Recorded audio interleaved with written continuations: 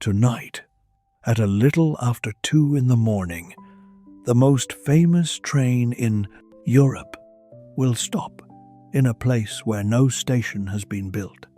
There will be no platform beside the windows. No porter will call the name of a town. No lamps will shine through the snow. The locomotive will simply lose its rhythm. The wheels will grind once beneath you, and then the long blue train will become still in the middle of a white and windless world. At first, almost nobody will wake. The crystal glass in the dining car will give one soft chime. A silver spoon will slide against a saucer. Somewhere farther down the corridor, a leather suitcase will shift inside its rack. Then everything will settle again, and for a few moments the passengers will continue, sleeping as if Europe itself has not vanished beneath the snow. You will be awake. You will lie inside a narrow compartment paneled in polished wood, beneath blankets warmed by pipes that run through the carriage. Beyond the curtain, flakes will gather against the glass. Beyond the glass, the darkness will contain a railway line, a frozen field, and nothing else that you can see.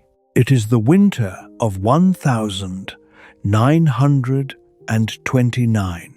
You are traveling aboard the Simplon Orient Express, the great international train that carries diplomats, merchants, performers, families, officers, adventurers, and ordinary travelers between Western Europe and Constantinople.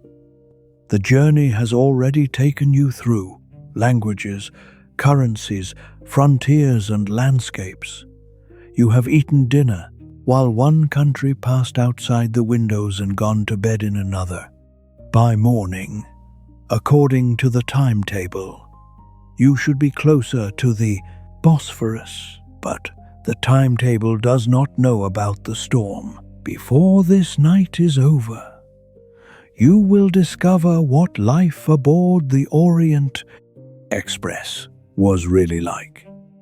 You will see how an entire hotel was fitted onto steel wheels, how attendants prepared beds while the train moved, how chefs produced elaborate meals inside a kitchen scarcely wider than a corridor, how passports crossed borders while their owners slept, and how hundreds of hidden tasks kept luxury alive through the darkness. You will also discover what happened when that carefully ordered world met something it could not command. Snow, not the gentle snow of a city square, but snow driven across open country until rails disappeared, signals froze, and telegraph wires fell silent. Snow deep enough to erase distance. Snow that could turn the finest train in Europe into a row of blue rooms standing alone beneath the night. There will be no murder tonight. No jewel will vanish. No detective will gather the passengers in the dining car. The true mystery is quieter. How does a moving world behave when it can move no farther? For now, the train has not yet stopped. The wheels still speak beneath you with their measured, repeating sound. The lamp in your compartment glows softly. Somewhere ahead, the locomotive breathes into the cold. And while the storm gathers beyond the windows, you have time to enter one of the most famous journeys in history. Not as a name in a passenger list, but as a traveler settling in for the night. So draw the blanket a little closer. Listen to the rails beneath the floor and allow the darkness outside to carry you back to the golden age of the night train, when Europe could be crossed not by hurrying through the sky, but by sleeping through the distance. The train is already several days into its journey when your evening begins. Paris lies far behind. So do the damp platforms of northern Italy, the lights of Venice, the border halls near Trieste, and the stations where officials changed uniforms, but the train continued east. The route has become a chain of memories. Steam beneath iron roofs, porters calling in, unfamiliar accents, newspapers folded beneath arms, trunks wheeled over, stone, and the recurring blue and gold emblem of the Compagnie. Internationale des Wagons-Lits. Tonight, the Simplon Orient Express is traveling through the Balkans towards Constantinople. The exact landscape outside is difficult to read. Hills rise and fall beneath the darkness. Villages appear as brief collections of yellow windows, then disappear behind you. Snow has been falling since late afternoon, lightly at first, then with growing confidence. Inside, the contrast feels almost impossible. The corridor carpet is thick enough to soften your steps. Brass fittings hold the light. Veneered panels reflect warm amber from shaded lamps. The carriage sways, but nothing rattles carelessly. Every latch has been designed to stay closed. Every cupboard has a purpose.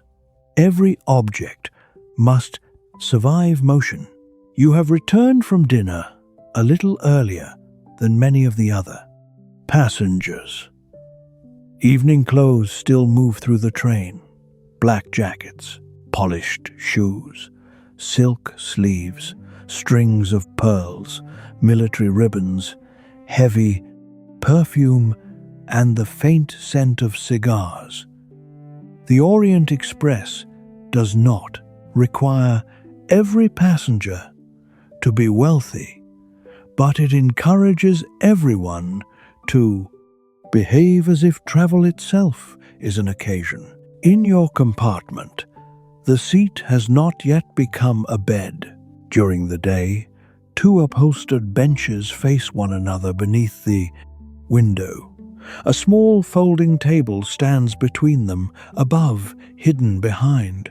Panels are berths that will be lowered later.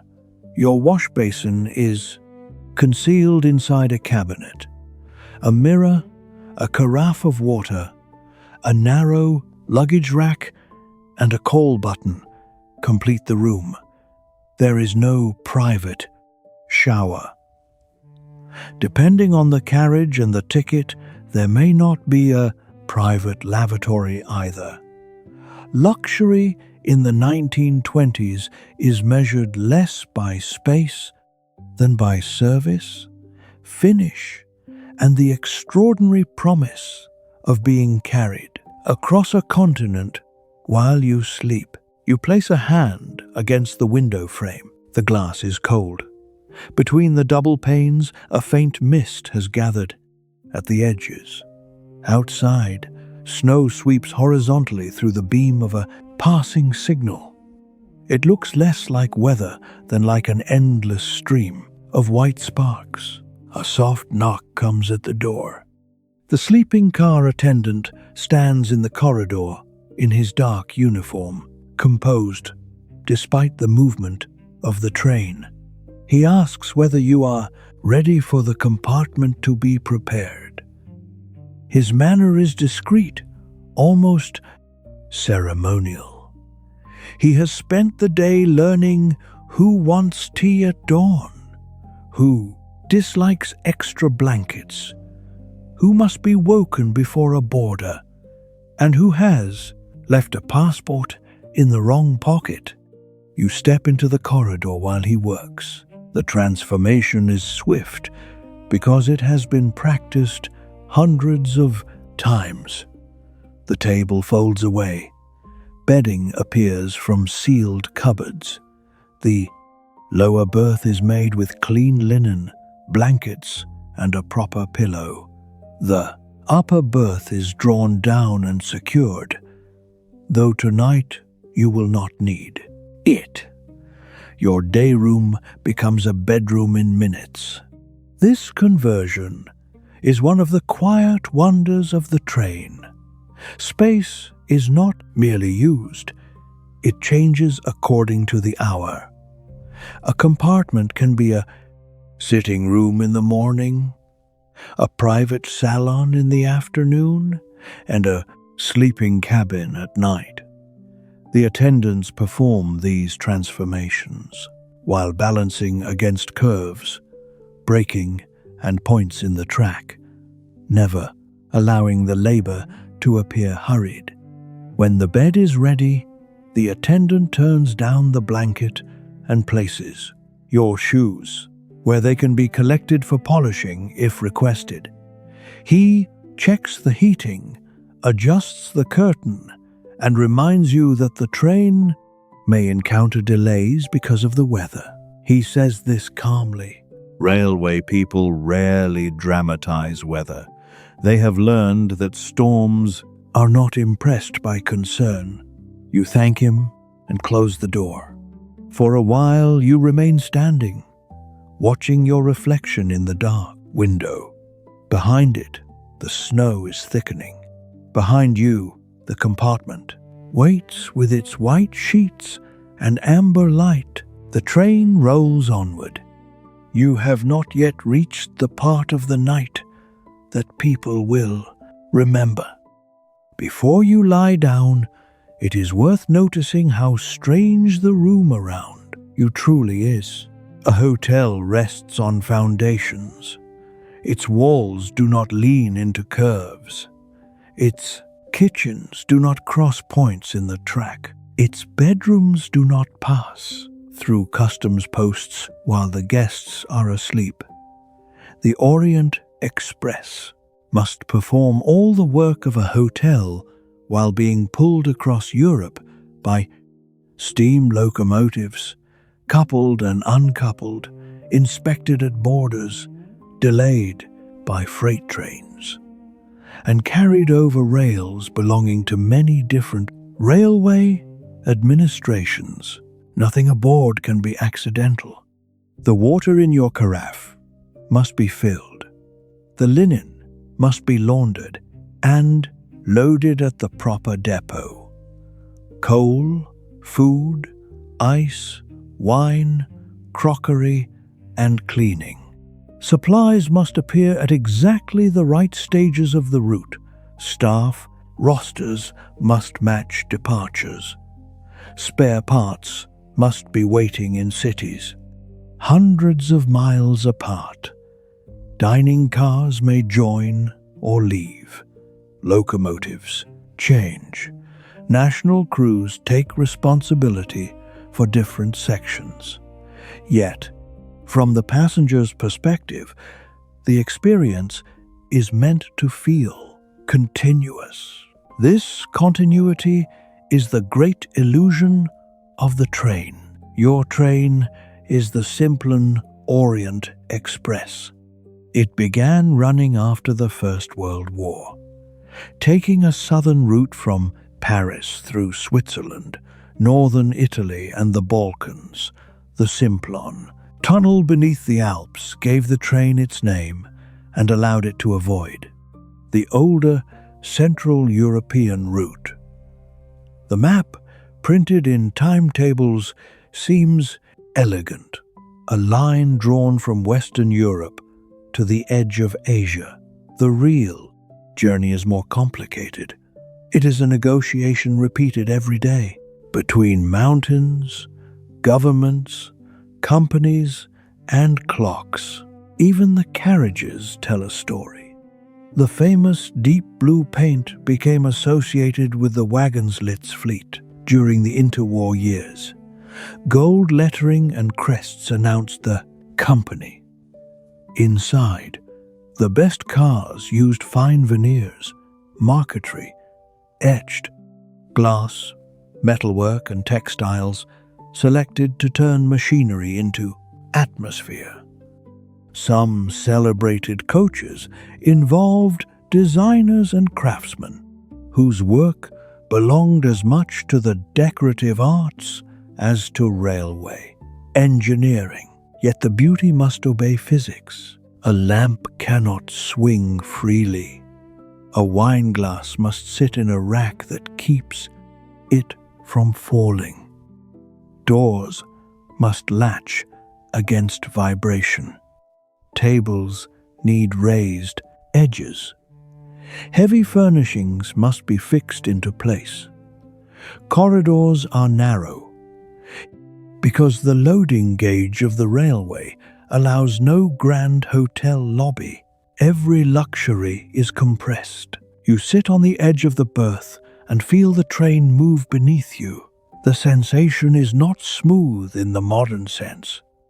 There is a living rhythm, the rolling murmur of wheels, the sharper note at rail joints, the occasional sideways sway, the long pull as the train climbs, and the gentle pressure of braking before a station.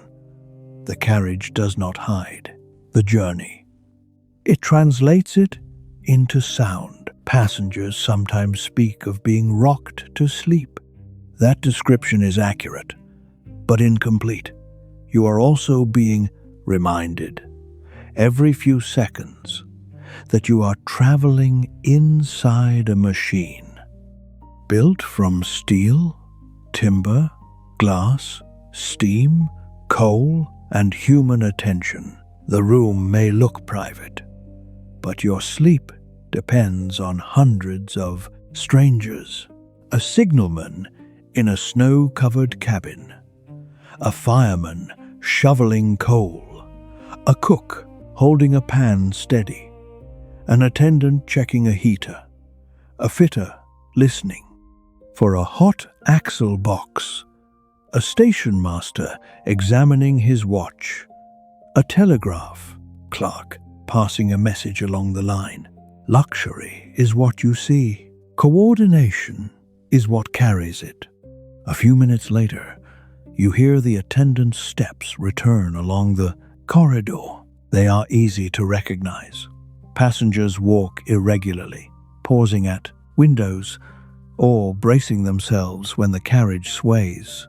The attendant moves with the economy of someone who has learned the train's motion so completely that it has become part of his balance. He stops 2 compartments away. A latch clicks. A quiet exchange follows, in French. Then, another door closes, and the steps continue. The sleeping car attendant is one of the central figures of the main Wagons-Lits world. He is not merely a porter, though he handles luggage. He is not merely a valet, though he brushes clothes, polishes shoes, and prepares beds. He is not merely a guard, though he watches the corridor through the night. He is a keeper of keys, tickets, habits, requests, and small emergencies. He may begin a journey knowing none of the passengers and end it knowing more about their routines than many of their friends. Which traveler wakes at the slightest stop? Which one requires coffee before conversation? Which child is frightened by tunnels? Which elderly passenger needs help stepping down to a platform? Which diplomat wishes to avoid attention? Which newly married couple wants privacy? Which merchant has locked papers inside a case but forgotten where he placed the key? Discretion is part of the uniform. The attendant's compartment is much smaller than yours. His rest will be interrupted. He may sleep in fragments while remaining responsible for the car. At stations, he must be awake before the passengers. At frontiers, he may collect documents, answer officials, and make sure nobody is left behind. During the day, he serves drinks and makes up rooms. At night, he listens to the train. Tonight gives him more to listen for. The heating pipes tick beneath the floor. Wind presses fine snow into the gaps around the outer doors. At each curve, the couplings tighten and relax with a dull metal sound. The attendant knows which noises belong to ordinary travel and which deserve attention. That kind of knowledge cannot be written entirely in a manual. A train has a normal voice. Experienced railway workers hear changes inside it, the way a sailor hears changes in a ship. A new vibration, a dragging brake, an unusual impact, the wrong silence at the wrong time, each can mean something. You open your door again and look down the corridor. At the far end, the attendant is fastening a strap across a folded service seat. A small shaded lamp illuminates the brass handles. Through the vestibule window behind him, snow lashes the glass. He notices you and gives a reassuring nod. You ask whether the line ahead is safe. He replies that the railway has sent no warning severe enough to halt the train. Snowplows are working on parts of the route. The locomotive crew will proceed carefully. His answer is honest without being alarming. In the railway world, safe does not mean untouched by risk. It means that people are watching, signaling, clearing, measuring, and deciding. He adds that tea can be brought in the morning. This small promise restores the scale of ordinary life. Outside, the storm may be covering the rails. Inside, someone is still planning breakfast. You close the door once more and place your watch on the little shelf beside the berth. It is 20 minutes before midnight. The hands tremble slightly with the motion of the carriage. The attendant continues down the corridor, turning salons into bedrooms. Behind each closed door, a separate journey is settling into sleep. The scent of dinner still lingers faintly in your clothes.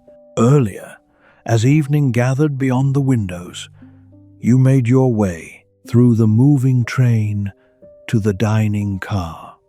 Crossing between carriages required a small act of trust. You opened one heavy door, stepped onto the enclosed gangway where metal plates shifted beneath your shoes, then opened another door into warmth and light. The dining car seemed wider than it could possibly be. White cloth covered the tables. Lamps cast a soft glow over silver, crystal, and porcelain. Curtains framed windows that had already become black mirrors. The carriage moved, yet the place settings remained exact. Waiters passed through the narrow aisle, carrying soup, fish, meat, vegetables, bread, cheese, and wine, with the controlled posture of dancers performing on an unsteady stage. Meals were central to the reputation of the Wagons-Lits company. The dining car told passengers that long-distance rail travel did not have to mean cold food wrapped in paper or hurried meals on station platforms. A person could cross national frontiers while seated at a proper table, eating dishes that belong to the language of fine hotels and restaurants. The illusion depended on a kitchen almost absurdly small for the work demanded of it. Behind a service door, cooks worked among hot stoves, metal shelves, iceboxes, pots, knives, steam, and the constant movement of the train. Ingredients had to be stored securely and used in the right order. Fresh supplies were loaded along the route. Men carried crates onto platforms in darkness, so that passengers might later receive breakfast without considering where the eggs, coffee, or butter had come from. Balance mattered everywhere. A pan set down carelessly could slide. A sudden brake application could send sauce across the floor. Boiling water, hot fat, and open flames were dangerous in a moving wooden interior, so procedures became precise. The kitchen staff learned the line through their bodies. They knew where the train leaned, where it slowed, where rough track made fine decoration tremble. At your table, you shared the car with a collection of people who might never otherwise occupy the same room. A French commercial traveler read telegrams between courses. A woman from Vienna spoke softly with her sister. A British officer kept a folded newspaper beside his plate. Across the aisle, a family traveling to visit relatives in the East encouraged a sleepy child to finish soup.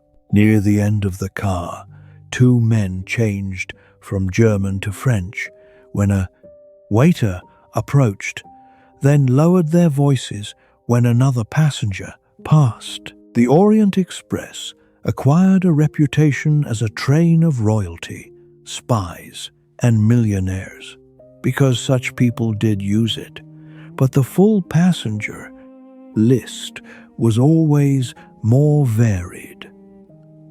Diplomats traveled beside engineers. Wealthy tourists shared corridors with colonial officials, performers, journalists, archaeologists, students, businessmen, and families, separated by the map of Europe. The train was glamorous because of who might be aboard, not because every compartment contained a secret. During dinner, the snow was still gentle. At one point, the waiter drew back a curtain so a passenger could see the lights of a station. The name passed too quickly to read. Railwaymen stood on the platform beneath lamps, their breath visible. A luggage cart waited beside sacks of post. Then the dining car moved on, and the station disappeared. You remember the sound of the wheels changing as the train crossed points. You remember the waiter pouring wine without spilling a drop. You remember thinking that the entire scene would continue exactly this way until Constantinople. That is one of the powers of a timetable. It makes movement feel inevitable. Now, in your compartment, the storm has grown thick enough to hide the world only a few feet beyond the glass. The kitchen has been cleaned. The white cloths have been removed. Bottles are secured.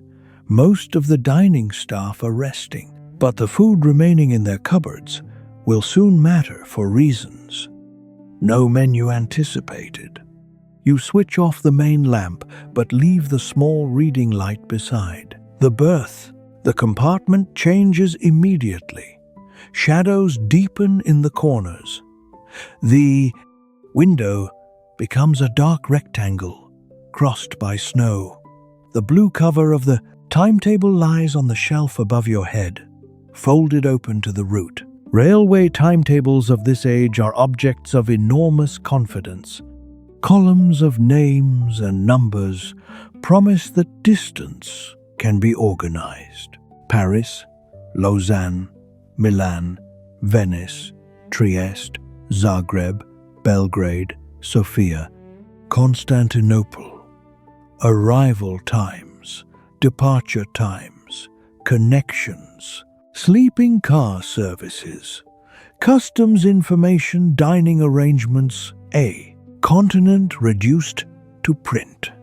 Yet every line on the page hides labor and uncertainty. The Simplon Orient Express cannot simply belong to one railway. It passes from system to system. Different locomotives take charge. Crews change. Signals and operating practices vary. Borders impose inspections. Political relationships influence routes. Bridges, tunnels, and mountain passes shape the speed more decisively than any advertisement. The map beneath your pillow is therefore not only geography, it is diplomacy. After the First World War, Europe's borders had been redrawn. New states appeared. Old empires collapsed. Railway lines that had once run within a single political system now crossed several countries. Trains became moving demonstrations that international cooperation remained possible. Even when governments distrusted one another, the Simplon route carried this symbolism especially strongly. West of you lay France, Switzerland, and Italy. Behind the train were lands once governed by the Habsburg Empire. Ahead lay Bulgaria and Turkey. Languages changed from station to station. So did uniforms, currencies, food, and alphabets. The train stitched these differences together temporarily. Each journey a narrow corridor of agreement. Passengers experienced the political map through paperwork. A passport might be inspected more than once. Visas mattered. Customs, declarations mattered. Some borders required passengers to leave others allowed officials to board. Luggage could be opened. Questions might be formal or casual, depending on the traveler, the country, and the mood of the official. Those with status often moved more easily. The Orient Express softened borders, but it did not erase inequality. A first-class passenger sheltered behind service and reputation. A migrant or poor traveler on another train faced a different Europe. The romance of the blue cars existed alongside the harder realities of who was permitted to travel, who was questioned, and who could afford a sleeping berth. Your own documents are presently in the care of the attendant. This arrangement allows you to sleep through certain inspections. The attendant knows where the passports are kept and which belong to each compartment. Officials may examine them under corridor lights while their owners remain beneath blankets. The idea feels slightly unsettling. Your identity is traveling outside your room, yet this is normal aboard the train. Trust moves through a chain, passenger to attendant, attendant to official, official back to attendant, document back to passenger. The system works because each person knows the ceremony. You trace the printed route with one finger. On paper, the train is approaching the final stages of the journey. The line seems clean and certain. Outside, the snow is making a different map. It is covering the fields, the roads, the roofs of villages, and the rails themselves. It is removing edges. It is turning points and cuttings into smooth white shapes. It is writing over the human plan one flake at a time. The timetable says you are moving east. The storm says only that it is winter. You lie back and listen. People who rarely travel by night train sometimes imagine a single sound, wheels clicking over rails. In reality, the train creates layers. Closest is the muted vibration beneath the mattress. It passes through the berth into your shoulders and spine, steady enough to become almost invisible.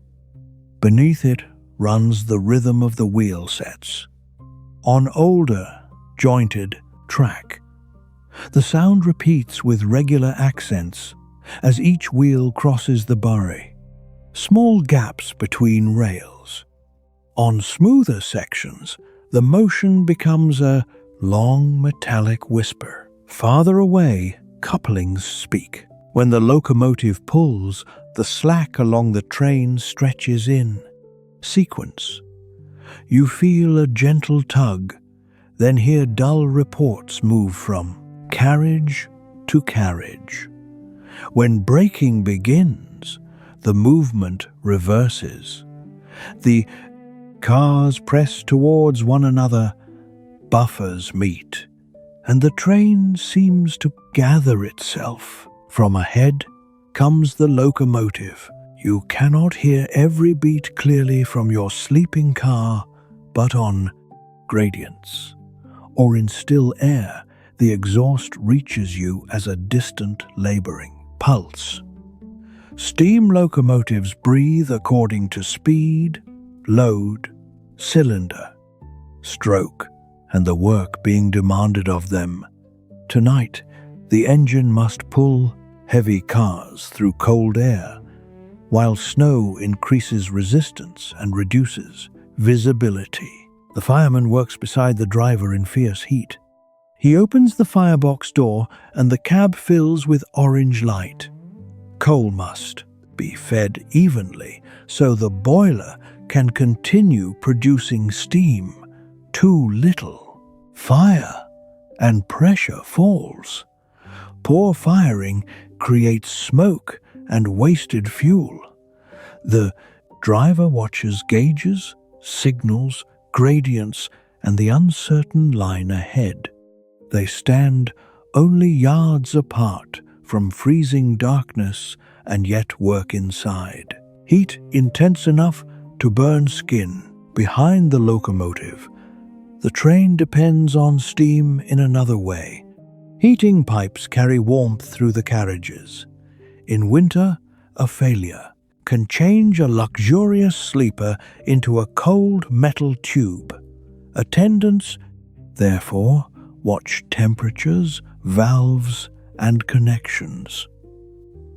At borders where locomotives are exchanged, the heating supply must be restored correctly. Passengers may notice only that a compartment grows cooler for a few minutes, never seeing the work beneath it. The train also carries its own smells. Coal smoke enters briefly when an outer door opens at a station. Warm dust rises from radiators. Polished wood, wool blankets, leather. Luggage, soap, coffee, and tobacco mingle in the corridor. None is overpowering. Together they create the scent of long-distance travel in the steam age. You close your eyes. The movement gives distance a texture. You do not cross miles as an abstract number. You feel each curve and climb. A tunnel changes the sound. A bridge creates a hollow resonance. A station announces itself, first through braking, then through voices, doors, and the echo of an iron roof. Tonight, stations are becoming less frequent. The settlements outside grow smaller. Lamps appear farther apart. The train spends longer periods in open country where snow can drift freely. Across the line, the wheels continue speaking. Their rhythm has carried travelers to sleep for generations because it offers repetition without perfect sameness. The mind follows, loses count, begins again, and slowly releases its grip on the day. You allow your breathing to settle into the motion. For several minutes, the storm no longer seems important. There is only the berth, the blanket, and the sound of distance passing.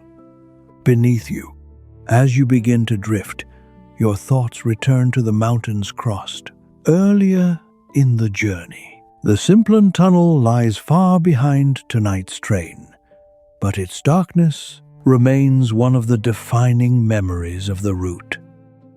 Nearly 20 kilometers long, driven beneath the Alps between Switzerland and Italy, it represented the kind of engineering that made an international express possible on this southern path.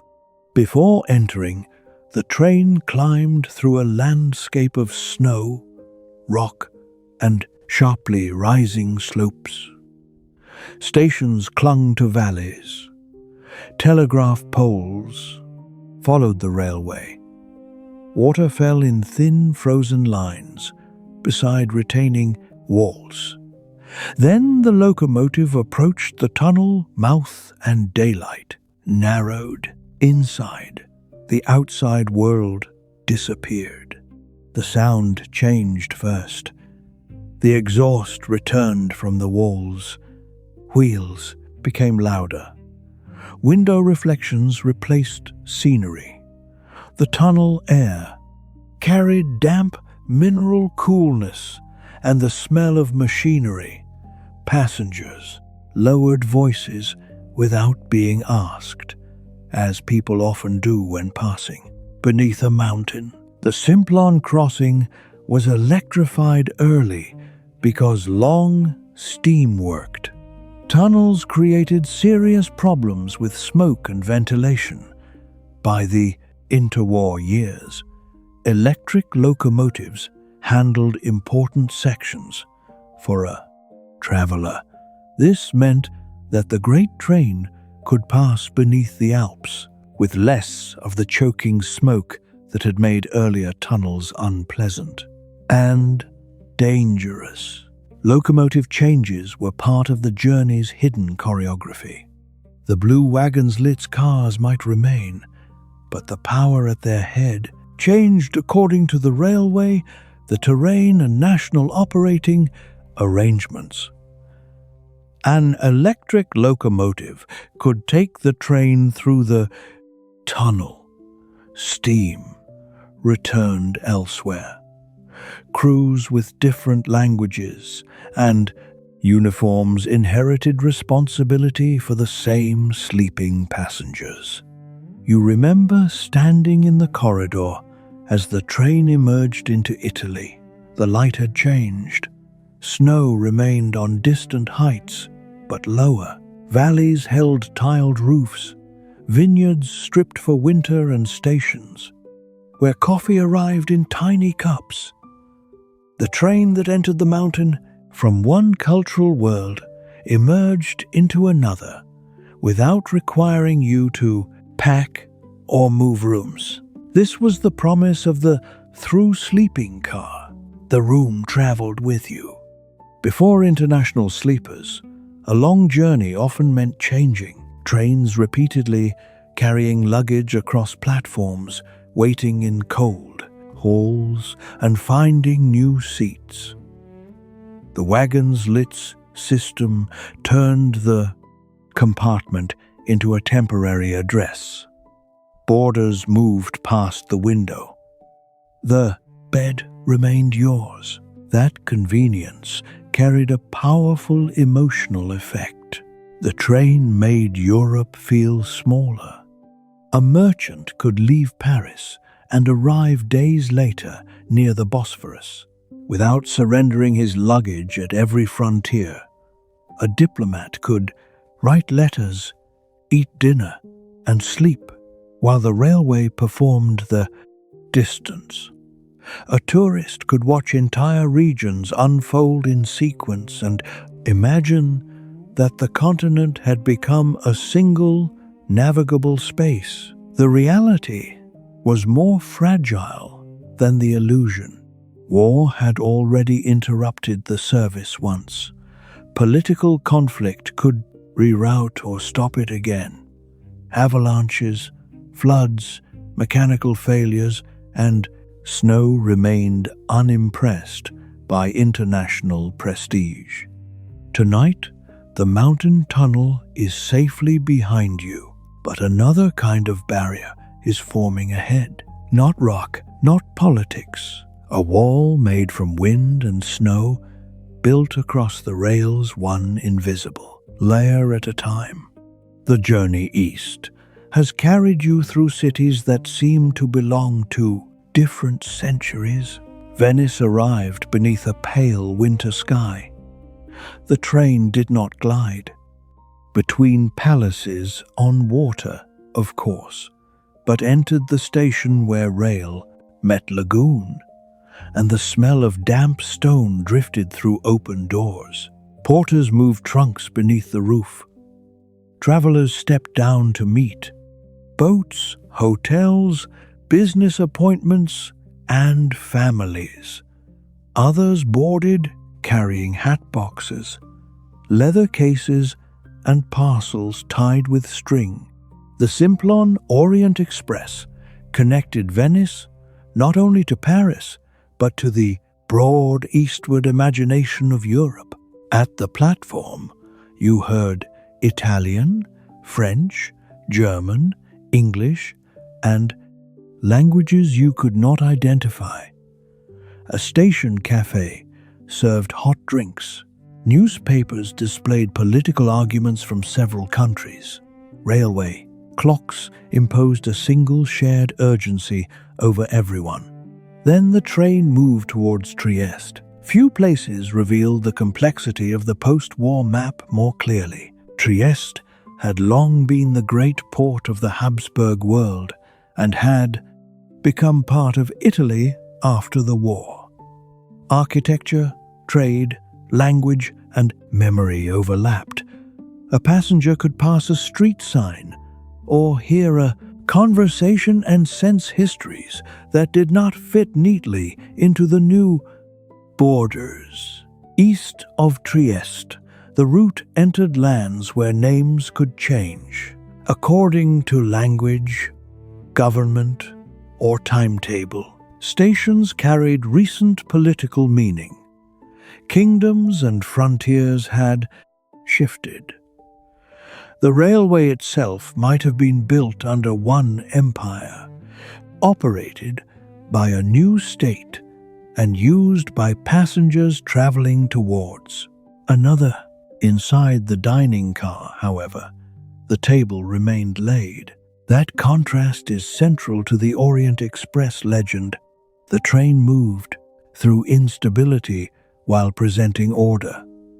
Outside were customs sheds, military posts, disputed memories, and economies recovering from war. Inside were polished silver and printed menus, yet the staff could never ignore the world outside.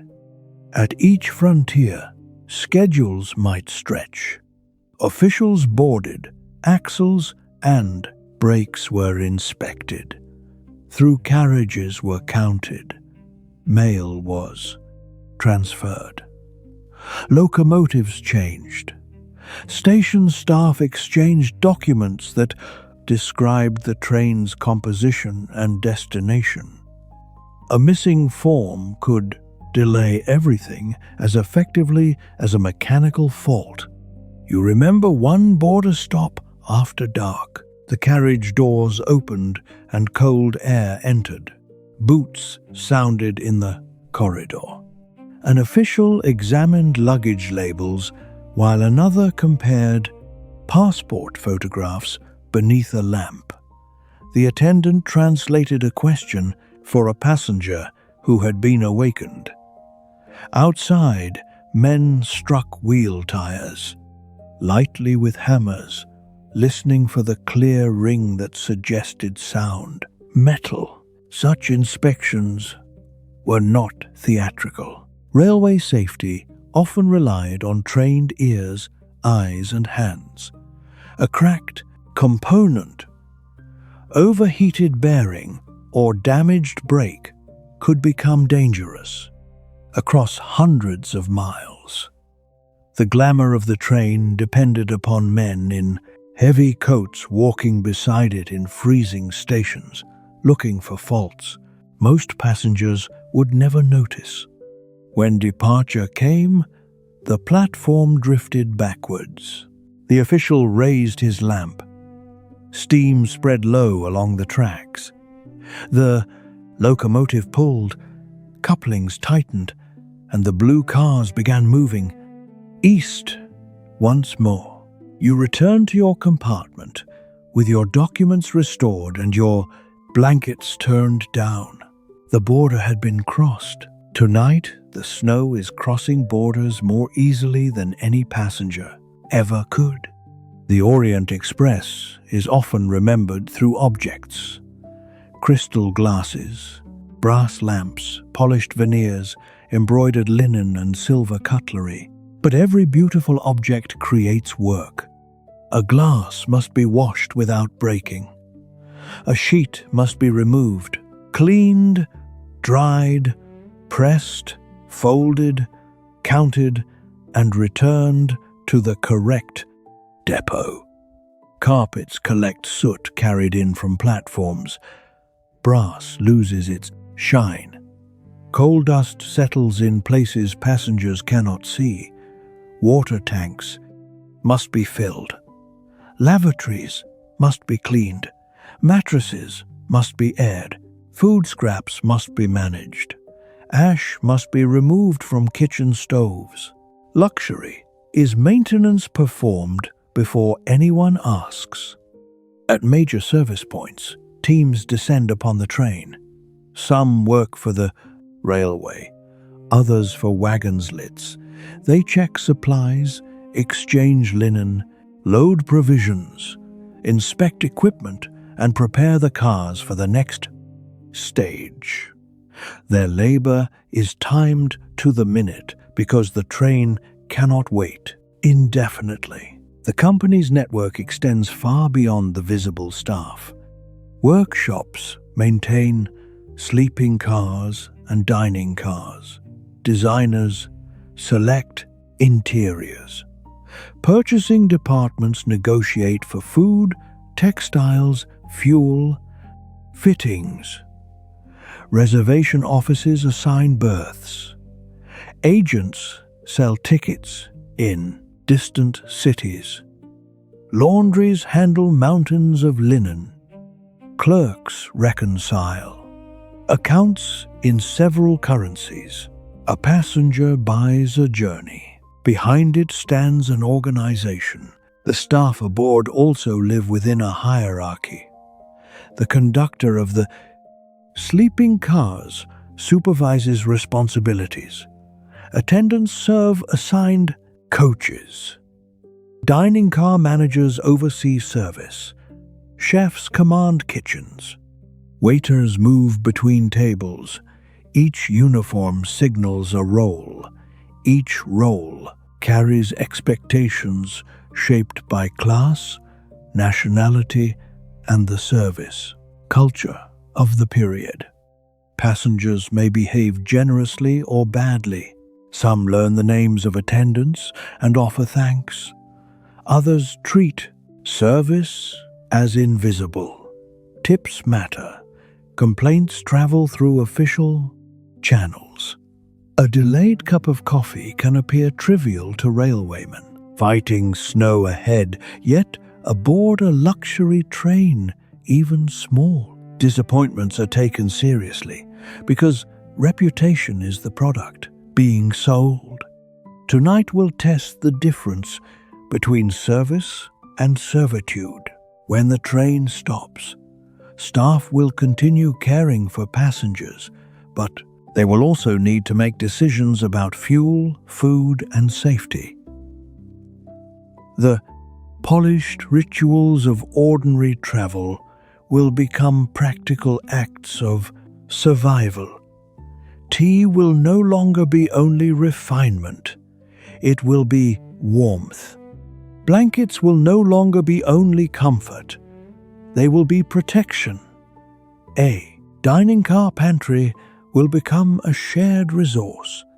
For now, nothing has changed enough to reveal this. The corridor remains warm. The lavatory basin shines. Your shoes have been placed neatly beneath the berth. The call button works. The water carafe is full.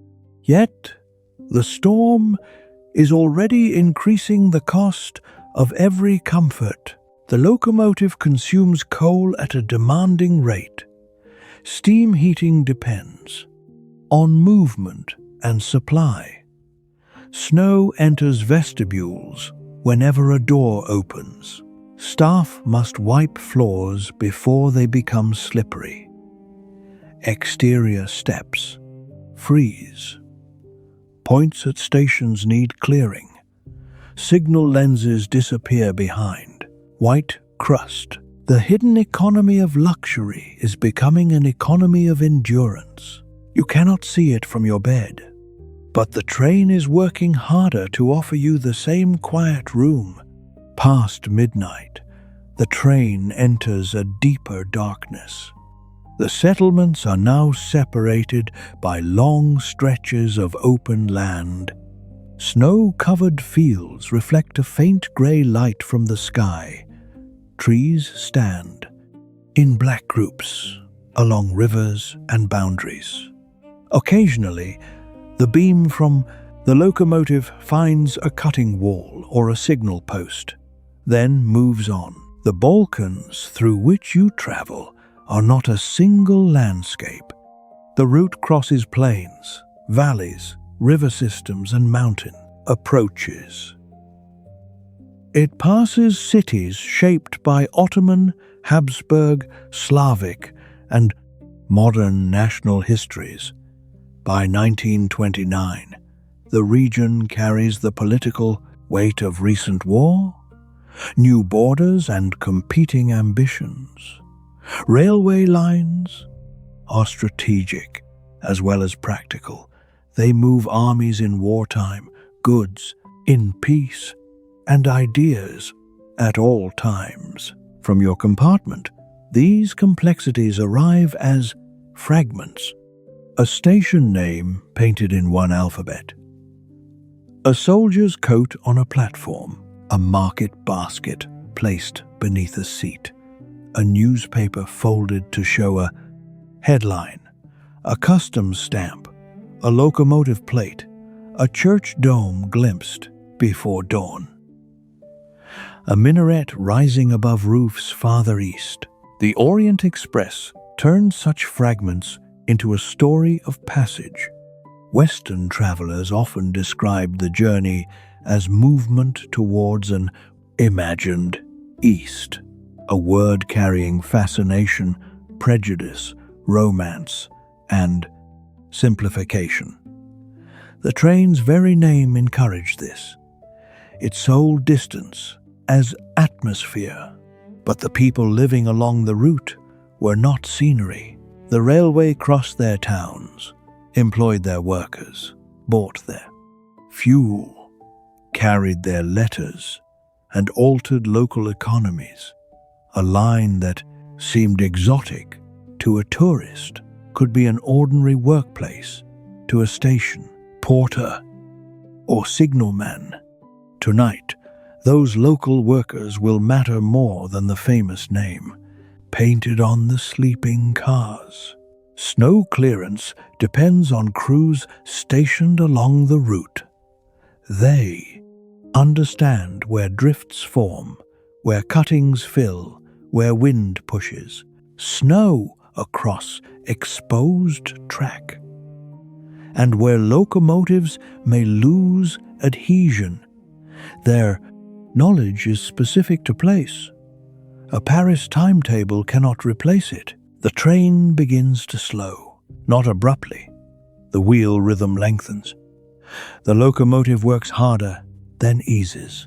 You feel the change through the berth before you fully wake. Perhaps there is a signal ahead, perhaps a gradient, perhaps snow has begun to gather between the rails. You listen for station sounds, but hear none.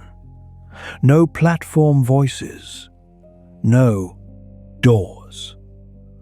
Only the locomotive and the low scrape of snow beneath the running gear. After several minutes, speed returns slightly. The train continues. In the corridor, the attendant opens the outer vestibule door for a moment to check conditions. Cold air enters with astonishing force. It carries powder snow that spins across the floor like smoke. He closes the door quickly and wipes the metal threshold. You hear two staff members speak in low voices. The line ahead is open, but reports are becoming uncertain. Telegraph. Communication from one section has been interrupted. A freight train has been held at a station. Snowplows are working farther east. Nobody announces this to the sleeping passengers. There is no need yet. Railways are built around layers of response. A local problem becomes a warning, then an operating restriction, then a delay, then a stop. Each stage has procedures. Each stage buys time. Your train continues into the next layer of the storm. A frontier approaches shortly after midnight. The train enters a station slowly, brakes breathing beneath the carriages. You wake to a different stillness, not the open silence of snow, but the enclosed hush of a platform at night. Light falls across the curtain. Voices speak outside. Doors open. Boots strike the corridor carpet. The attendant knocks softly and explains that officials may need to confirm a detail in your passport. You sit up while he brings the document. The photograph inside is formal and unsmiling. Passports of the early 20th century have become increasingly important after the war. Earlier generations of wealthy European travelers sometimes crossed borders with far less documentation. The conflict and its aftermath strengthened controls. States want to know who enters, who leaves, and why. The official examines your face, then the page. He asks where you boarded and where you are traveling. His accent is unfamiliar, but the question is routine. A stamp descends with a heavy click. Ink marks the paper. Your identity has been accepted for another stage of the route. In the next compartment, the process takes longer. A passenger searches through a case. The attendant helps. A second official arrives. Nobody raises a voice, but the delay spreads down the corridor. The train waits because one piece of paper has not yet found the correct hand. Outside, snow falls through platform light in thick diagonal lines. Railway workers move beside the carriages. One clears ice from a coupling. Another checks the brake hoses. A man with a long tool works at a set of points, breaking packed snow away from the moving rails. The locomotive stands beyond the roof, steam drifting around it. You watch through the window. The station is a small island of human order. Lamps define the platform. Signs name the place. Clocks show the hour. Telegraph equipment connects it, at least in principle, to other stations along the line. Beyond the last lamp, the world disappears. The paperwork is finally resolved. Officials return the passports to the attendant. Doors close. A whistle sounds. The station master raises a lamp. For a moment, nothing happens. Then the locomotive exhaust deepens. The couplings tighten one by one. Your carriage moves with a slight jerk. The platform begins sliding past. Each lamp briefly illuminating the snow gathered along the lower panels of the blue car. At the far end, several railwaymen stand watching. Their stillness catches your attention. They do not turn away as the last carriage passes. They look towards the line ahead, where the snow is already covering the rails behind you. The station disappears. Your passport rests once more beside you. The state has given permission for the journey to continue. The weather has not. You settle back beneath the blanket, and the train gathers speed.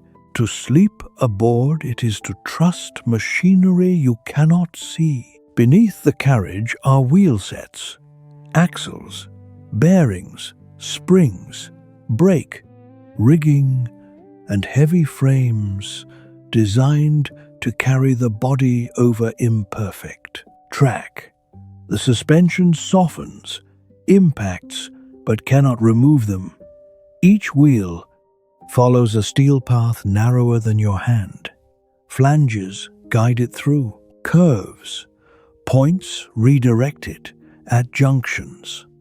Signals prevent trains from occupying the same section of line. The system is strong because it is disciplined. A railway does not rely on a driver simply looking ahead and steering. The locomotive cannot turn away from danger. It follows the rails. Safety, therefore, depends on keeping distance between trains, setting routes correctly, communicating conditions, and obeying signals. In clear weather, the process is already complex. In snow, every element becomes harder. Signals may be difficult to see. Points can freeze. Drifts cover the line. Ice affects brakes and steps.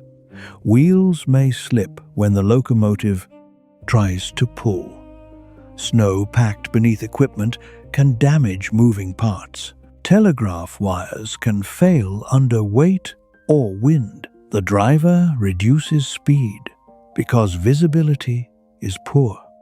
Inside your berth, that decision feels like a slower rhythm. The fireman continues feeding coal.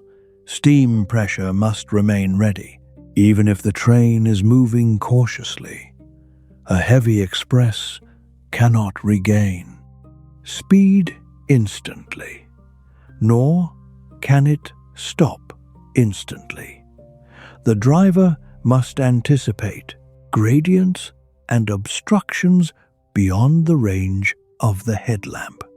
At intervals, the locomotive whistles. The sound reaches you faintly, prolonged and lonely. It warns workers, crossings, or anyone who might be near the line. Snow absorbs some of its force, leaving only a distant note through the walls. The brake system connects the entire train. By this period, continuous automatic brakes allow the driver to apply braking throughout the carriages rather than relying only on handbrakes and separate guards. Air pressure and valves translate a command from the locomotive into friction at many wheels. The technology has transformed railway safety, but it still requires inspection and maintenance. You feel a light brake application. The train slows, then releases. The movement is so gentle that a glass of water on the shelf barely trembles. This is the art of handling a passenger express. The driver cannot see your compartment, but he knows that behind the tender are sleeping people, hot kitchens, fragile dishes and staff walking through gangways. Every change in speed travels through their bodies. The Orient Express is famous for upholstery and service, yet the true cradle beneath you is engineering. Springs flex, wheels turn, brakes breathe. Lubricated metal carries the load. Men ahead read the line through darkness. You close your eyes again. The machine continues performing sleep. The snow changes character around 1 o'clock. Earlier, it flew past the window because the train was moving quickly. Now, it appears to hover. Large flakes gather in the darkness, briefly, illuminated by the carriage lights before disappearing behind you. The wind has dropped. This seems like an improvement, but railwaymen often fear stillness. After drifting wind, when air stops moving, snow can settle densely into cuttings and hollows. The line may look calm while depth increases. Minute by minute, you lift the blind slightly. The lower half of the glass is rimmed with frost. Beyond it, the ground appears unusually close to the carriage. Snow has risen along the embankment until the landscape seems level with the floor. A line of telegraph poles follows the track. For several seconds, you count them. 1, 2, 3. Then there is a gap larger than expected. Perhaps the poles have turned away. Perhaps snow has hidden them. Perhaps a wire is down. In another compartment, someone rings for the attendant. The call bell sounds softly in the corridor. Footsteps approach. A door opens. A passenger asks whether the train is late. The attendant answers that the weather has reduced speed, but there is no cause for concern. This is still true. Delay is ordinary in winter. The timetable is a goal, not a law of nature. You think of the people waiting at the destination. Some will stand beneath the roof at Constantinople station, watching the arrivals board. Porters will prepare carts. Hotel representatives will hold signs. Relatives will count the minutes. A delayed express sends uncertainty outward through a city. In 1929, information does not travel instantly to every hand. Stations communicate by telegraph and telephone where available, but messages can be interrupted. Passengers cannot send a wireless message from each compartment. There is no glowing screen to display a revised arrival time. A family waiting at the destination may know only that the train has not appeared. The train itself, therefore, becomes a sealed world. Its passengers know less about the line ahead than the railway staff. The staff know only what the last station reported. The locomotive crew knows what can be seen from the cab.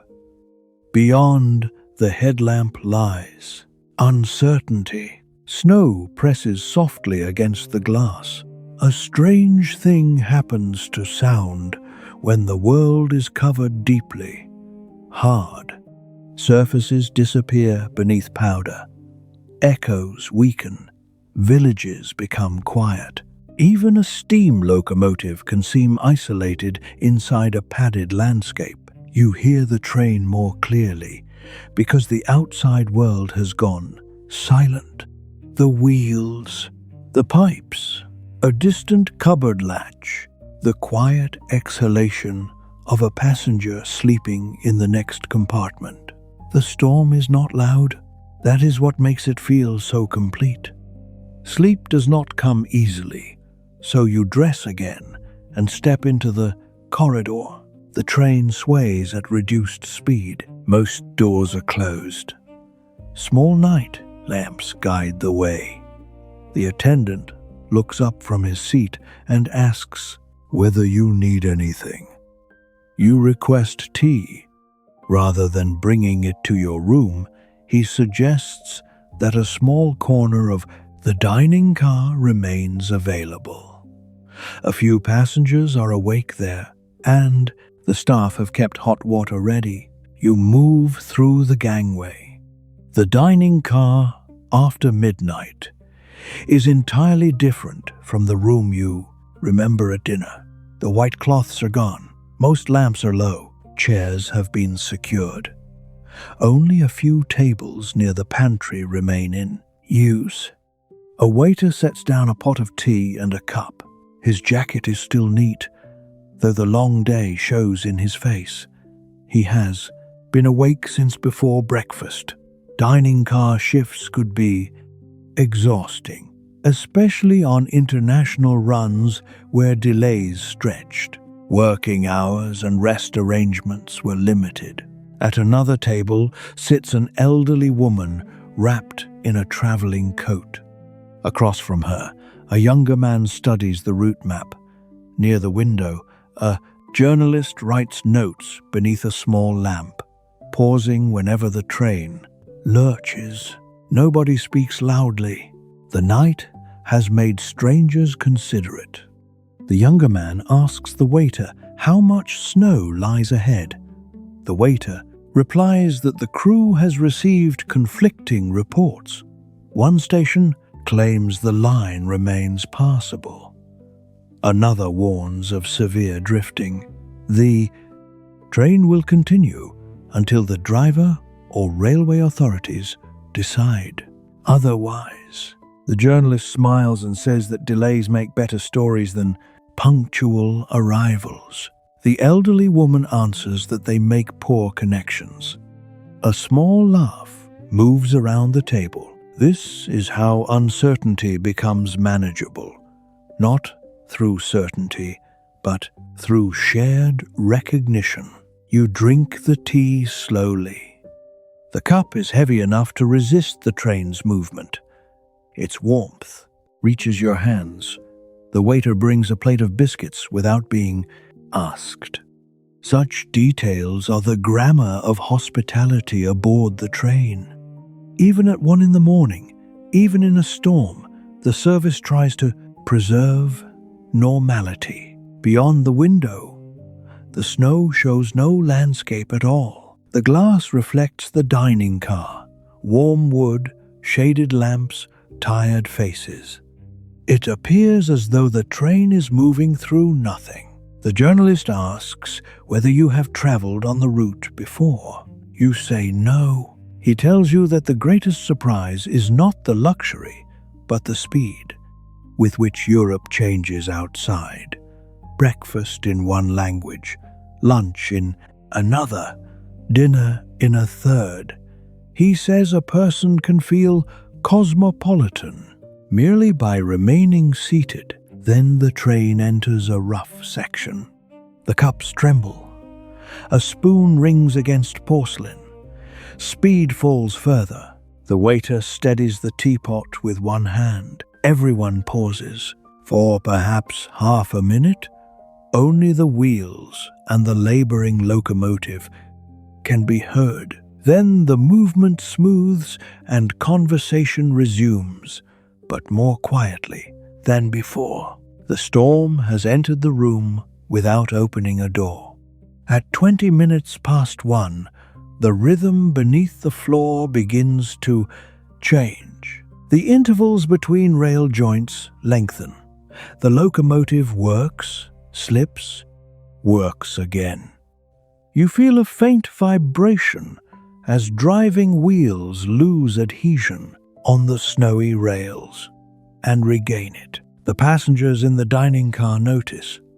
The younger man folds the map. The journalist stops writing. The elderly woman looks towards the pantry, where two staff members exchange a glance. No announcement is made. The train continues, but at little more than walking speed. Outside the forward carriages, the locomotive headlamp shines into a moving wall of white. Snow has filled a shallow cutting. The rails are present beneath it, but the crew cannot see their edges clearly. The engine's pilot and running gear push loose powder aside. Denser snow gathers beneath the front. The driver eases the regulator. Too much power can make the driving wheels spin uselessly, polishing the rails and reducing grip. Sand can be applied to improve adhesion, but snow and ice complicate everything. The fireman keeps steam pressure ready while watching the driver's signals. Behind them, the train stretches into darkness. A heavy international express carries considerable momentum, but momentum helps only while the line remains open. If snow becomes deep enough, the locomotive must force it aside. Each yard increases. Resistance. Speed falls. Once stopped, starting again may be harder. The railwaymen know this. So do the staff, though they cannot see the cab. The waiter quietly removes the remaining cups from the tables. He suggests that passengers return to their compartments. It is not an order, merely prudence. If the train breaks suddenly, the corridor and gangways should be clear. You stand. As you do, the locomotive whistle sounds ahead. One long note, then another. The train brakes gently, not to a full stop. It creeps forward again. You pass through the sleeping cars, holding the brass rail as the movement becomes irregular. Behind closed doors, most passengers remain asleep. One man opens his compartment wearing a dressing gown and asks what has happened. The attendant tells him only that the train is proceeding cautiously through heavy snow. In your room, you sit on the berth without undressing. The watch shows 1:30. The train advances in short, determined stages. Pull, slip, recover, move, pause. Each movement becomes smaller. You realize that the famous express is no longer crossing the continent. It is negotiating one invisible yard at a time. At 1:45, the motion nearly disappears. The wheels turn slowly enough that you can count the joints in the rail. Then comes a deeper resistance, felt through the whole carriage. The locomotive exhaust beats hard. The train strains. The body of the car trembles. Somewhere beneath you, snow scrapes against metal. For several seconds, the train moves no more. The driver reduces power. Silence follows. Then the locomotive tries again. At 2:17 in the morning, the Simplon Orient Express stops. There is no final impact, no dramatic jolt. The movement simply ends. The last wheel passes over a rail joint. The sound fades. Couplings settle. Steam breathes somewhere ahead. A spoon, left inside a cupboard, taps once against wood and becomes still. You wait for the train to move again. It does not. The silence is so complete that you hear snow brush the window. For a night train, stillness feels unnatural. At a station, stillness has a setting. Platform lamps, voices, doors, whistles, and clocks. Here, there is nothing. The train has stopped without explanation in a landscape that offers no human scale. You lift the blind. At first, the window shows only your reflection.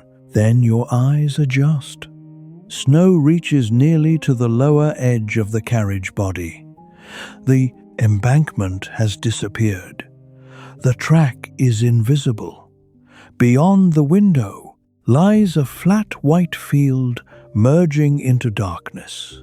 There may be hills farther away, but the storm has erased them. No station lamp, no house, no road. The locomotive whistle sounds once, short and controlled. Farther down the train, doors open. Staff voices move through the vestibules. The attendants are checking each carriage, confirming that heating remains connected, windows are closed, and passengers are safe. A knock comes at your door. The attendant explains that the train has encountered a deep drift. The locomotive crew is inspecting the line. There is no immediate danger. Passengers should remain inside. His words are measured. You ask how long the delay may last. He does not guess. This honesty is more reassuring than false precision. In the corridor, several travelers have emerged. Their clothing reveals the hour. Dressing gowns beneath overcoats, slippers, hastily tied, scarves. A man with a mustache insists that the locomotive should reverse to the last station. Another passenger points out that snow may already have filled the line behind. Someone asks whether there is a village nearby. Nobody knows. The conductor of the sleeping cars arrives and speaks quietly with the attendants.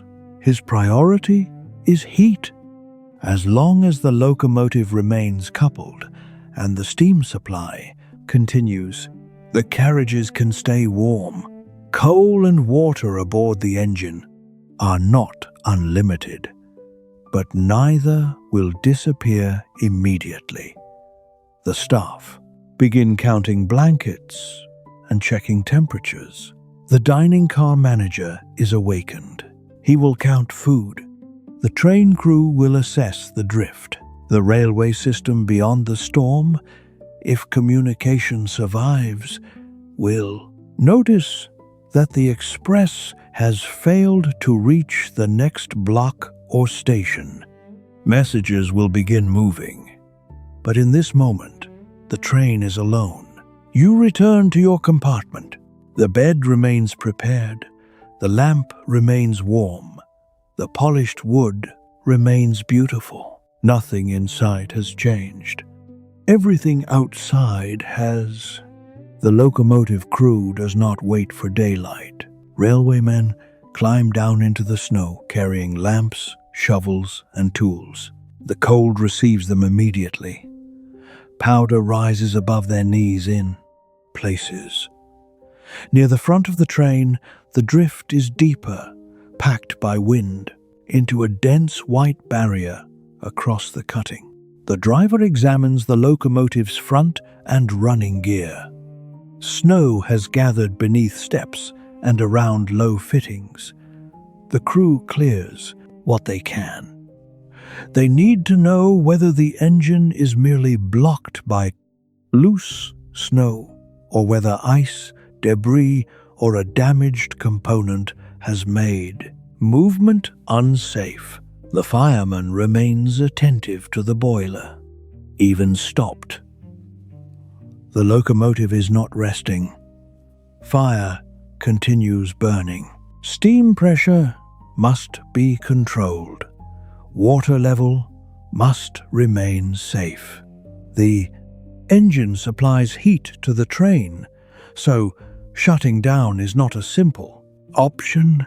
A railway guard walks back along the train with a lamp. Depending on operating rules and circumstances, protection may need to be placed behind the stopped express to warn any following train. In this weather, other traffic should already be controlled by signals and communication. But railway safety assumes that several protections are better than one. Fog signals or detonators can be placed on the rail so that a locomotive wheel produces a loud warning if visibility fails.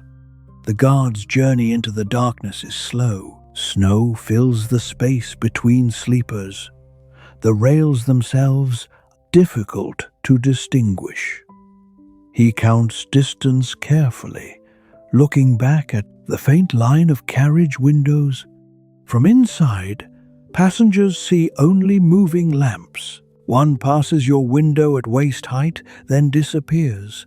Another glows near the locomotive. The lights seem small against the storm, but each represents a person doing necessary work. The sleeping car staff, meanwhile, move through the interior. They reassure passengers, collect questions, and prevent outer doors from being opened unnecessarily. Every open door releases heat and admits snow. Wet floors are dried quickly. Additional blankets are distributed to compartments at the ends of cars where cold may be strongest. The conductor meets the train guard near the dining car. Their conversation takes place in French, then continues with another railway employee in a different language. International trains depend on multilingual improvisation. No single language belongs to the entire route. Staff use the words they share, gestures they understand, and railway procedures that cross linguistic boundaries. The first report is not encouraging. The drift ahead extends beyond the headlamp. The locomotive has pushed deeply into it. The line rises slightly. Reversing may be possible, but the rails behind are also filling, and the crew cannot know whether another obstruction lies there. Repeated attempts could waste coal, damage equipment, or bury the engine more firmly. The safest choice is to wait while the position is assessed. Wait. A simple word for passengers. A difficult operation for a railway. By 3 o'clock, the passengers understand that the stop will not be brief. Some return to bed. Others gather quietly in the dining car, where hot drinks are served. The atmosphere is not panic. It is suspended routine. The staff work harder precisely so that fear does not grow. The sleeping car attendants make rounds. They answer the same questions with patience. They check older passengers and families with children. They note which compartments feel cooler. They close curtains to reduce heat loss and place rolled cloth near drafts. The dining car crew relight stoves carefully and prepare tea, coffee, and a thin soup. Fuel in the kitchen must be conserved. So must water. The pantry contains food intended for the remaining journey, not for an indefinite stop. The manager begins an inventory. Bread, butter, eggs, preserved, meat, vegetables, fruit, biscuits, chocolate, tea, coffee, wine, and bottled water. Luxury trains carry more provisions than ordinary services, but abundance depends on movement. Supplies are planned around stations. A train that stops between them becomes a closed economy. The railway staff outside face a different calculation. Coal, water, steam. The locomotive's tender carries fuel and water for a planned section, with replenishment expected later. Heating the train while standing consumes resources. The boiler cannot simply be allowed to cool, yet every hour of heat shortens the time before assistance becomes essential. The driver and fireman discuss pressure, fuel, and the possibility of another attempt. The guard checks communication equipment where available. But the train itself has no magical connection to the entire line. Messages depend on trackside systems, stations, and working wires. If the nearest signal cabin can be reached, help can be requested directly. If not, someone may eventually need to travel on foot through the snow. This task falls not to a famous passenger, but to railwaymen. The romance of the Orient Express often centers on those who bought tickets. The survival of the Orient Express centers on those who worked. A waiter carrying soup through a swaying gangway, an attendant waking every hour, a fireman shoveling coal, a guard walking alone along buried rails, a station clerk waiting for a telegraph pulse that does not come, a snowplow crew preparing an engine in a yard miles away. These people form a chain. The storm has broken some links, but not all. You sit at a dining car table with a cup warming your hands. The elderly woman from earlier has returned, now wearing a woolen hat. The journalist is delighted by the story, but careful not to show it too openly. The younger man asks whether volunteers are needed outside. A staff member thanks him and says no. Untrained help can create more danger than assistance. The railwaymen know the equipment, the route, and the risks. Passengers are safest indoors. For once, the most useful thing you can do is remain warm and wait. The stopped express begins to organize itself like a small town. The sleeping cars become houses. The dining car becomes cafe, meeting room, and information center. The kitchen becomes a ration store. The locomotive becomes power station and furnace. The staff become administrators, messengers, engineers, cooks, and guardians. Every town needs rules. Outer doors remain closed, except for authorized use. Passengers are asked not to waste water. Meals will be simpler. Corridor lamps are reduced where possible. Smoking is restricted to prevent unnecessary ventilation and fire risk. Anyone feeling unwell should inform an attendant. The rules are accepted because they are reasonable.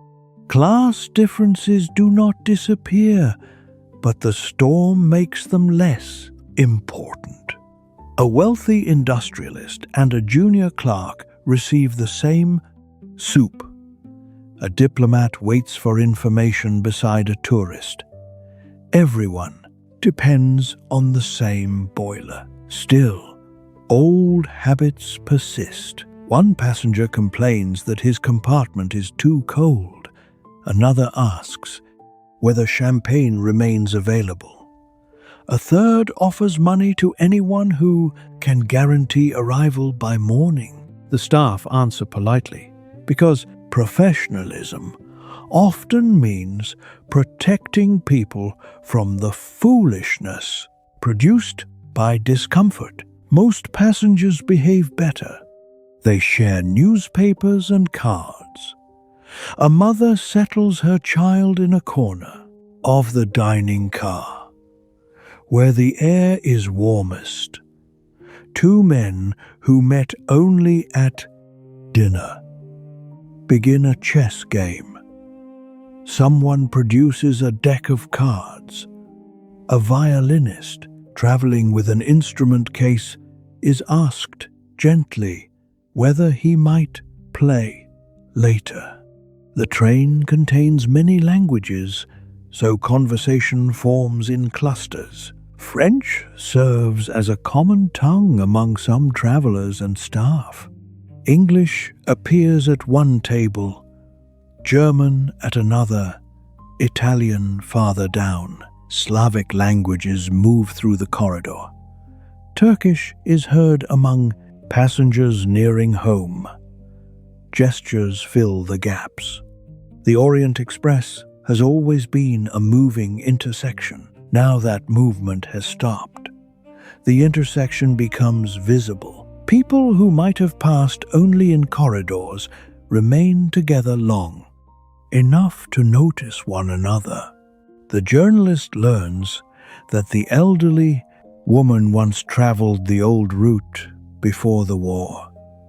The younger man reveals that he is an engineer. A quiet passenger near the window turns out to be a doctor. The doctor offers his assistance to the conductor. There are no serious medical problems, but one traveler has a cough and another is anxious. The doctor visits both. He recommends warmth, rest, and calm. The advice is simple. The train already has all three, at least for now. Outside, snow continues gathering along the wheels. Inside, a community forms because the doors cannot open onto anywhere else. Near 4 a.m, the kitchen begins planning for daylight. The chef and dining car manager spread inventory sheets across a counter. Every item is counted again, not because anyone mistrusts the first count, but because uncertainty requires precision. Bread is the most immediate concern. Fresh loaves were loaded at a recent station, but they will not remain fresh indefinitely, and there are many passengers and staff. The chef decides that breakfast portions will be smaller. Toast uses bread efficiently. Porridge, if grain is available, can stretch supplies. Eggs will be reserved for children, the elderly, and those who need them. Coffee and tea are less scarce, but both require water and fuel. Water aboard a train is never limitless. Tanks serve wash basins, kitchens, and lavatories. In freezing conditions, pipes may also become vulnerable. Snow surrounds the train. Yet melting snow is an inefficient way to produce water. It takes fuel, and fresh snow yields surprisingly little liquid. Wine is plentiful enough to amuse some passengers, but alcohol does not solve thirst and can worsen the body's response to cold. The manager quietly locks the stronger spirits. The kitchen staff prepare a stock pot. Vegetable trimmings, preserved meat, and bones become broth. Nothing useful is wasted. The meal may not appear on a luxury menu, but it will. warm the entire train. This shift from refinement to economy reveals the true skill of the skill. Cooks, producing elaborate dishes under ideal conditions is difficult. Producing nourishing food from limited stores in a stationary carriage during a storm is another kind of expertise. The chef knows how to make ingredients travel farther without making passengers feel deprived. The waiters help beyond their usual roles. One carries hot water to attendants, another checks table lamps, a third helps move blankets from storage. Uniforms still divide responsibilities, but necessity makes the boundaries flexible. You stand near the pantry doorway and watch. The chef works with sleeves rolled high, face flushed by the stove. Outside the small window, snow is pressed white against the glass. The kitchen is perhaps the warmest place on the train and the most claustrophobic. Steam clouds the metal surfaces. Knives strike boards. Lids lift and settle. The smell of broth moves into the dining car. Passengers turn towards it instinctively. Food has always done more than sustain bodies. It measures time, establishes routine, and reassures groups that someone is planning beyond the present moment. Breakfast means morning is expected. Soup means there will be another hour after this one. The kitchen counts food. What it is really counting is hope. Shortly before dawn, the wind weakens enough for another inspection. This time, a small team moves farther ahead. They carry shovels, lamps, and a line for safety. The driver, a guard, and local railwaymen who joined at the last operating section work together. You are not permitted to follow, but from the vestibule window you watch their lights. The snow beside the train is deeper than it appeared from your compartment. In some places, only the upper portions of the wheels remain clearly visible. The blue carriage sides rise from white banks as if the train has been placed upon the landscape rather than driven into it. At the locomotive, heat has created a cave of steam. Snow melts against hot metal, runs downward, and freezes again on colder surfaces. Icicles form along steps and pipes. The crew must clear them before they interfere with movement or access. Ahead, the cutting is filled nearly level. A cutting is useful because it allows a railway to pass through higher ground without climbing steeply. In drifting snow, however, its walls catch wind-blown powder. The track becomes a trough waiting to be filled. The locomotive has pushed into this trough until resistance overcame traction. The men probe the snow with poles. They find that the drift continues for a considerable distance. Clearing it by hand would take many hours, perhaps longer than the train's coal and water allow. A snowplow or relief locomotive is needed. The question is whether help knows exactly where to come. Railway operations divide lines into blocks and station sections. A train that fails to arrive is noticed. The last station knows when the express departed. The next station knows it has not arrived, unless communication has failed completely. Officials will infer the section where it is trapped, but inference is not location. In heavy snow, miles matter. A relief train can become trapped too. Crews must clear the route carefully from one side, perhaps both. Points and sidings need attention. The railway must avoid sending another engine blindly into the same drift. The inspection party turns back. Their coats are white with snow. Moustaches hold ice. Gloves are stiff. Yet their movements remain deliberate. They stamp boots before climbing aboard, so that the vestibule does not become flooded with meltwater. The report passes through the train. No immediate attempt will be made to force forward. Coal will be conserved. Communication with the line must be established. Passengers should prepare for a delay extending beyond morning. A murmur follows. Not panic, disappointment, calculation, and disbelief. The Orient Express has become famous for connecting distant cities. Now it cannot reach the next signal. The nearest reliable communication point may be a signal cabin or station several miles away. In clear weather, that distance is trivial by train.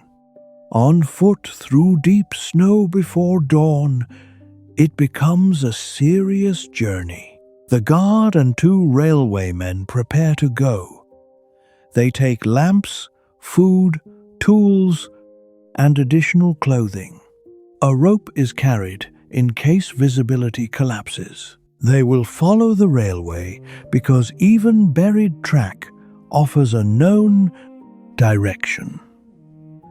Telegraph poles, where visible, provide another guide. Their task is to reach a place where a message can be sent. Railway telegraphy is the nervous system of the line. Stations transmit departures, arrivals, delays, and instructions. Signalmen use information to keep trains separated. Dispatchers coordinate movements across sections. In ordinary conditions, messages travel faster than locomotives and allow the whole system to act as one.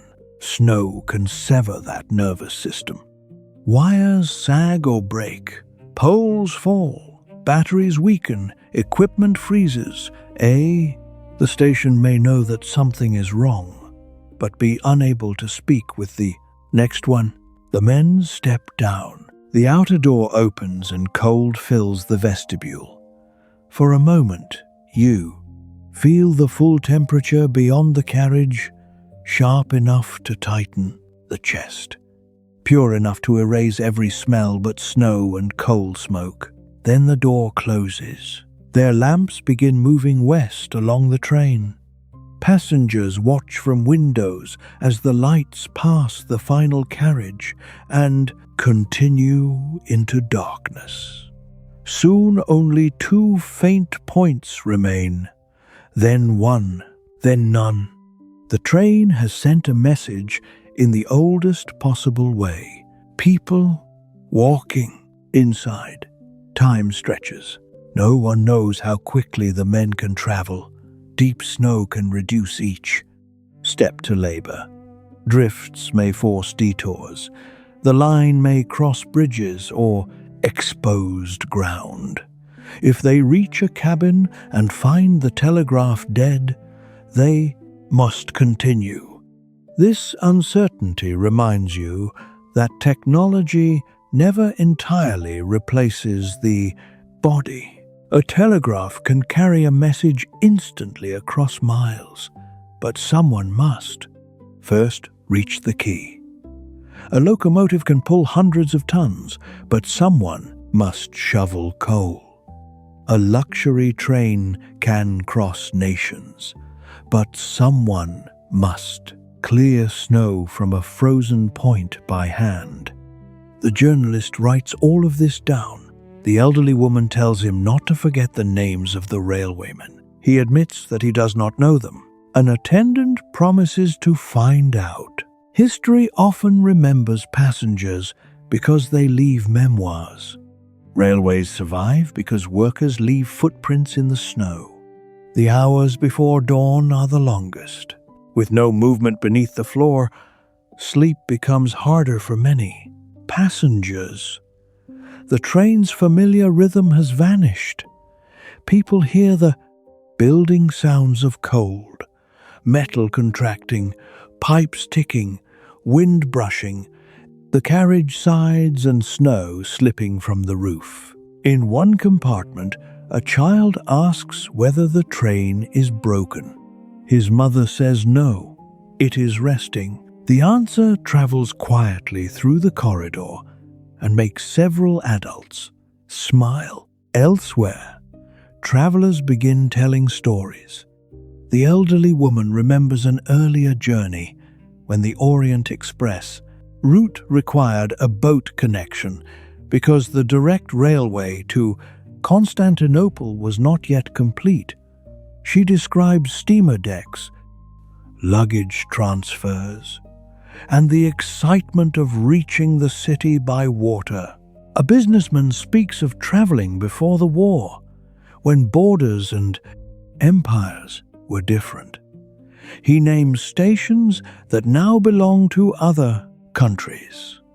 His geography lives in memory rather than modern maps. A young woman recalls leaving Paris for the first time. She had expected fear, but found the train comforting because the compartment remained the same while the world changed outside. The doctor speaks about railway medicine, exhaustion, smoke, cold, motion sickness, and the strange effect of sleeping while moving. He says the body adapts quickly to rhythm and notices its absence more than its presence. The journalist asks what brought you aboard. You give whatever answer belongs to your journey: work, family, curiosity, escape, obligation, or the simple desire to see where the line ends. Every passenger carries an invisible route alongside the printed one. A train ticket shows origin and destination. It does not show motive. Some people travel towards opportunity, others away from grief. Some return home. Others hope to become different before arrival. The night train shelters all these intentions without resolving them. The Orient Express became a natural setting for fiction because closed compartments create possibility. Strangers share space. Identities can be incomplete. Doors hide conversations. Borders offer escape or danger. The train moves forward while characters cannot easily leave. But tonight, reality is quieter than fiction. No criminal plan unfolds. No one is secretly replacing a suitcase. The tension comes from ordinary dependence. You are inside a beautiful machine that has met the limit of its strength. You must trust strangers, staff, and distant railwaymen. A violin begins softly in the dining car. The musician has finally opened his case. The first notes move down the corridor, gentle enough not to disturb those sleeping. The melody does not defeat the storm. It does something more human. It gives the waiting a shape.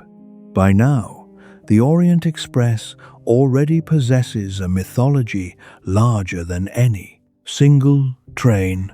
Posters show elegant travelers, exotic skylines, and routes drawn boldly across maps. Travel writers describe polished dining cars and changing landscapes. Newspapers report famous passengers. Novelists understand that a train joining Western Europe to Constantinople offers a ready-made world of mystery. The mythology is effective because it contains truth. The service is genuinely remarkable. It does connect cities across enormous distance. Its best carriages are beautiful. Its staff are highly trained. The experience of dining, reading, and sleeping while countries pass outside is unlike ordinary travel, but mythology selects what it wishes to see. It remembers the diplomat and forgets the porter carrying his trunk. It remembers the champagne and forgets the water tank. It remembers the lacquered carriage and forgets the workshop grease beneath it. It remembers speed and forgets waiting. Tonight, the train reveals both romance and reality at once. The romance is still present. Lamps glow against polished wood. Tea arrives in porcelain cups. The violin plays. Snow covers the windows with silver patterns. Strangers speak beneath blankets in several languages. The reality is present too. Coal is counted. Bread is rationed. Men walk through dangerous weather to reach a telegraph. Staff have slept little. The locomotive boiler requires constant attention. Neither cancels the other. Luxury is not false, simply because labor sustains it. Romance is not foolish, simply because machinery can fail. The human ability to create beauty inside difficulty may be the most truthful part of the train. You walk slowly through the corridor. At each window, the snow shows a slightly different pattern. Some panes are almost covered. Others hold clear circles where warm air has melted. Frost. Beyond them, the blue cars continue in a line, their gold lettering partly buried by white.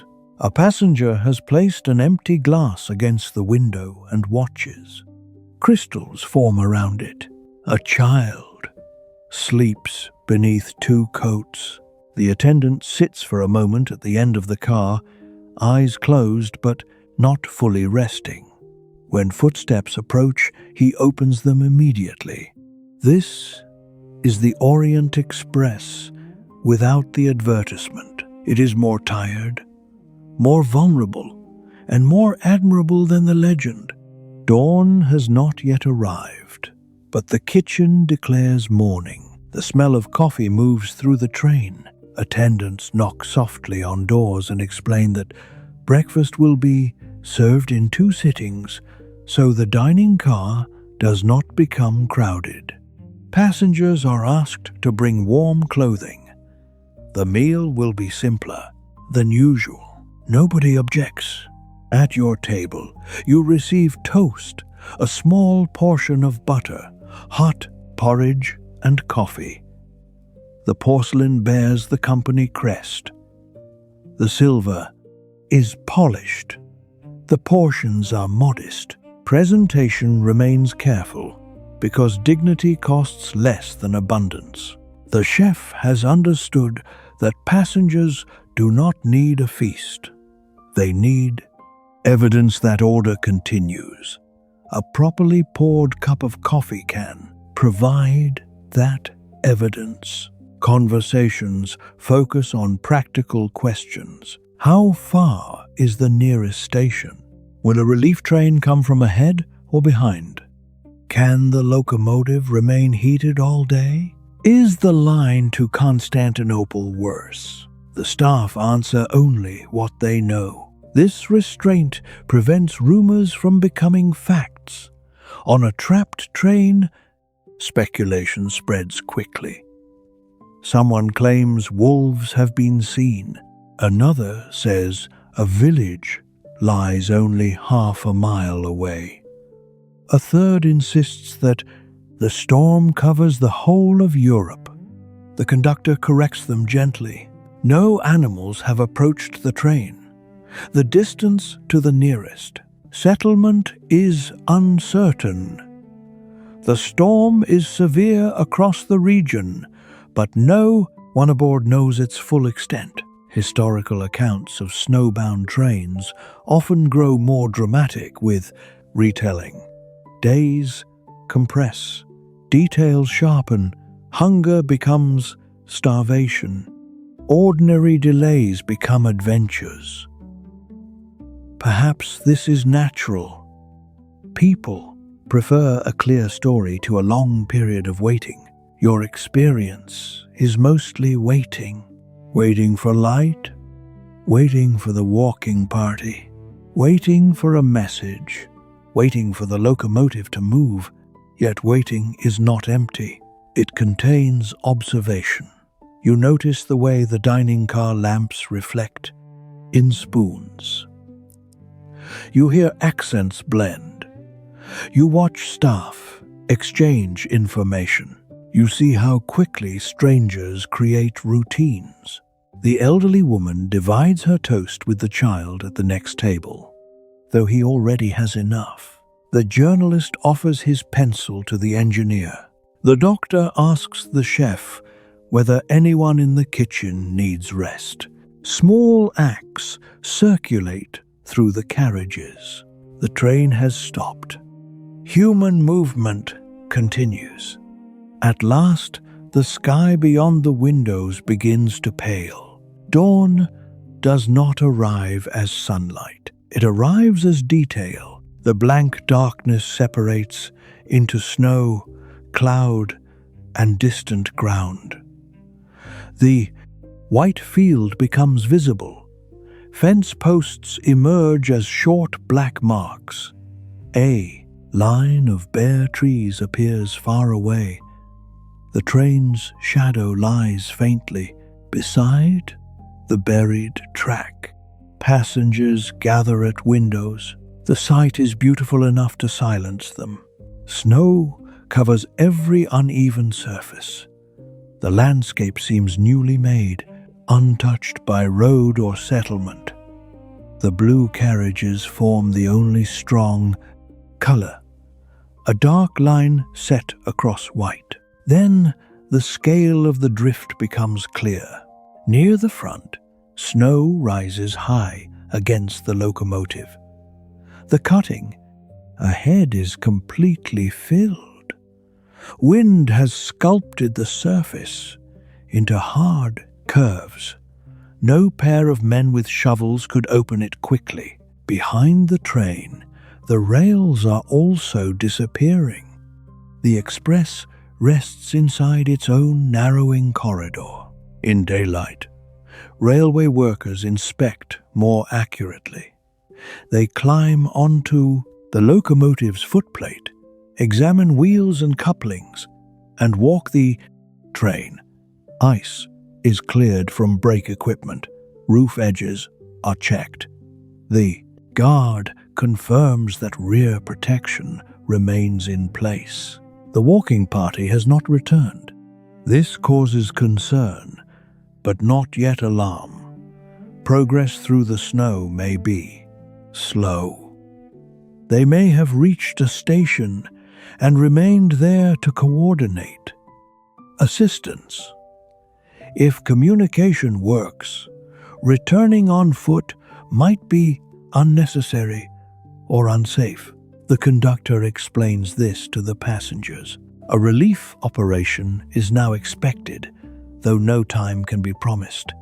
The phrase changes the mood. Help exists as a plan, somewhere beyond sight. You return to your compartment and wash using a small amount of cold water from the basin. The ordinary act feels luxurious. You dress carefully. Not because anyone requires formal appearance, but because proper clothing helps structure the day. Outside, the snow reflects growing light into the room. The compartment looks different without motion. Details you ignored now become obvious. The grain of the veneer, the tiny screws in the brass frame, the woven pattern of the upholstery, the monogram on the blanket. A railway carriage is usually experienced as passage, stopped It becomes architecture. You realize how narrow it is, how close the corridor lies, how thin the wall between warmth and winter. And yet, within that thin wall, an entire civilized world continues. Several hours after the stop, a distant sound reaches the rear of the mall. Train. At first, passengers mistake it for wind. Then the sound comes again. A low mechanical pulse, faint but regular. A locomotive. People move towards windows, but nothing is visible. Snow and terrain hide the source. The sound may be traveling from miles away along the frozen line. The railway staff become active immediately. The guard checks signals and protection.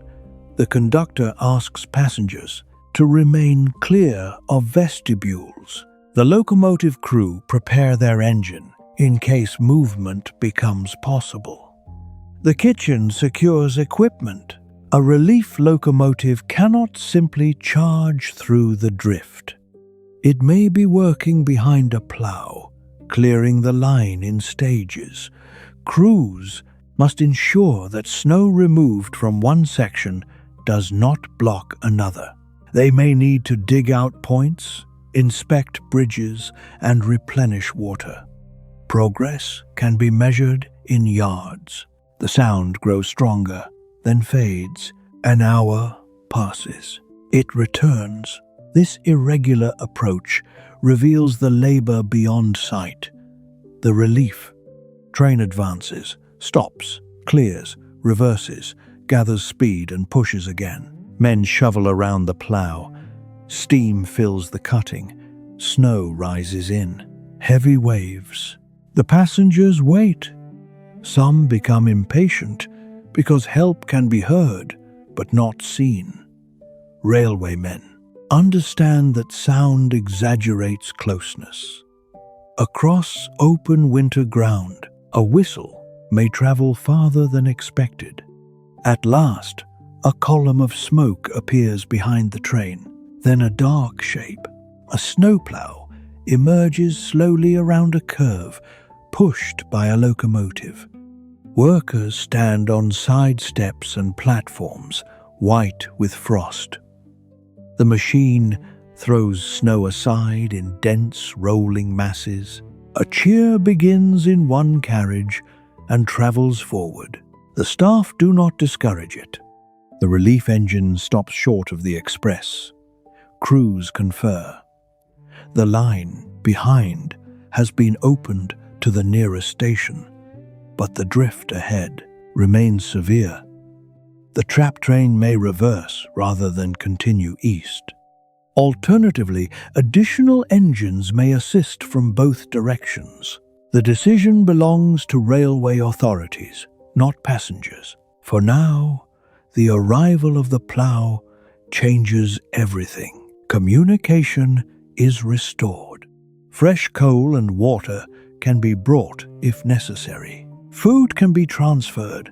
Medical assistance is available. The train is no longer alone. You watch workers connect hoses, exchange documents, and speak beneath clouds of steam. Their uniforms belong to different services, but the task gives them one language. A railway is not a single train. It is the people who come when the train cannot move. By late morning, the decision is made. The line ahead towards Constantinople remains blocked in several places. More snow is expected. Continuing would risk trapping the express again, farther from assistance. The train will reverse to the last cleared station. For some passengers, this feels like defeat. They have traveled across Europe towards a destination now postponed. Connections will be missed. Appointments will fail. Relatives will wait. The printed timetable will become useless. For railway staff, reversing is not defeat. It is control regained. Before movement begins, the train must be prepared carefully. Brakes are tested. Couplings are checked. Snow is cleared from wheels and steps. The relief locomotive takes position. Operating arrangements are confirmed because a long passenger train moving backwards over a recently cleared line demands caution. The blue sleeping cars remain in the same order, but direction changes. Psychologically, the dining car that felt closer to the destination now feels closer to the past. The view from your compartment begins retracing a route hidden beneath snow. A whistle sounds. Steam rises. The train shudders once, then moves. The first yard is the most difficult. Snow grips the wheels. Couplings tighten. The locomotive pulls steadily. The carriages resist, then surrender. Passengers applaud again. You feel the rail joints return beneath the floor. The sound is slower than before, but it is movement. The snowplow leads or accompanies the operation according to the section. Railwaymen watch from doors and platforms. The train passes the rear protection placed during the night. A guard collects the warning. Devices from the rail. The landscape moves backwards. Fence posts drift past. Trees change position. The white field, once more, becomes distance rather than enclosure. Inside, attendants begin restoring ordinary service. Beds are made up into seats. Curtains are opened. Cups are collected. Information is passed from car to car. The train has not reached its destination, yet routine returns because movement allows planning. You sit by the window. The experience has altered the meaning of speed. Yesterday, the express crossed borders while you barely noticed. Today, 5 miles an hour feels miraculous. The station appears first as smoke above the snow, then roofs, then a signal standing clear, then the platform lamps, still lit against the grey day. Railway workers crowd the trackside to watch the express return. News of the trapped train has traveled ahead. Porters, officials, local residents and staff from the relief operation stand beneath heavy coats. The train enters slowly. Its blue sides are streaked with ice. Snow clings to steps and bogies. Steam surrounds the locomotive. The famous express looks less like a luxury advertisement than a survivor of weather. When the brakes settle, the platform fills with activity. Coal and water are supplied. Food crates are loaded. Telegraph messages are handed to the conductor. Medical staff board briefly. Railway. Officials inspect the train and question the crew. Passengers are allowed to step down in small groups. The cold is immediate, but so is the pleasure of standing on solid ground. After hours inside narrow corridors, the platform seems vast. You look back at the sleeping car. Its windows glow warm. Curtains hang evenly. Gold lettering remains, visible beneath frost. It is difficult to believe that this row of rooms has carried you from Paris through the Alps, across Italy, and into the Balkans. Telegrams can now be sent. Messages leave for families, hotels, offices, and embassies. Delayed by snow. Safe. Awaiting instructions. Each message is brief because telegraphy charges by the word, but behind each stands an entire night. Railway authorities debate the next stage.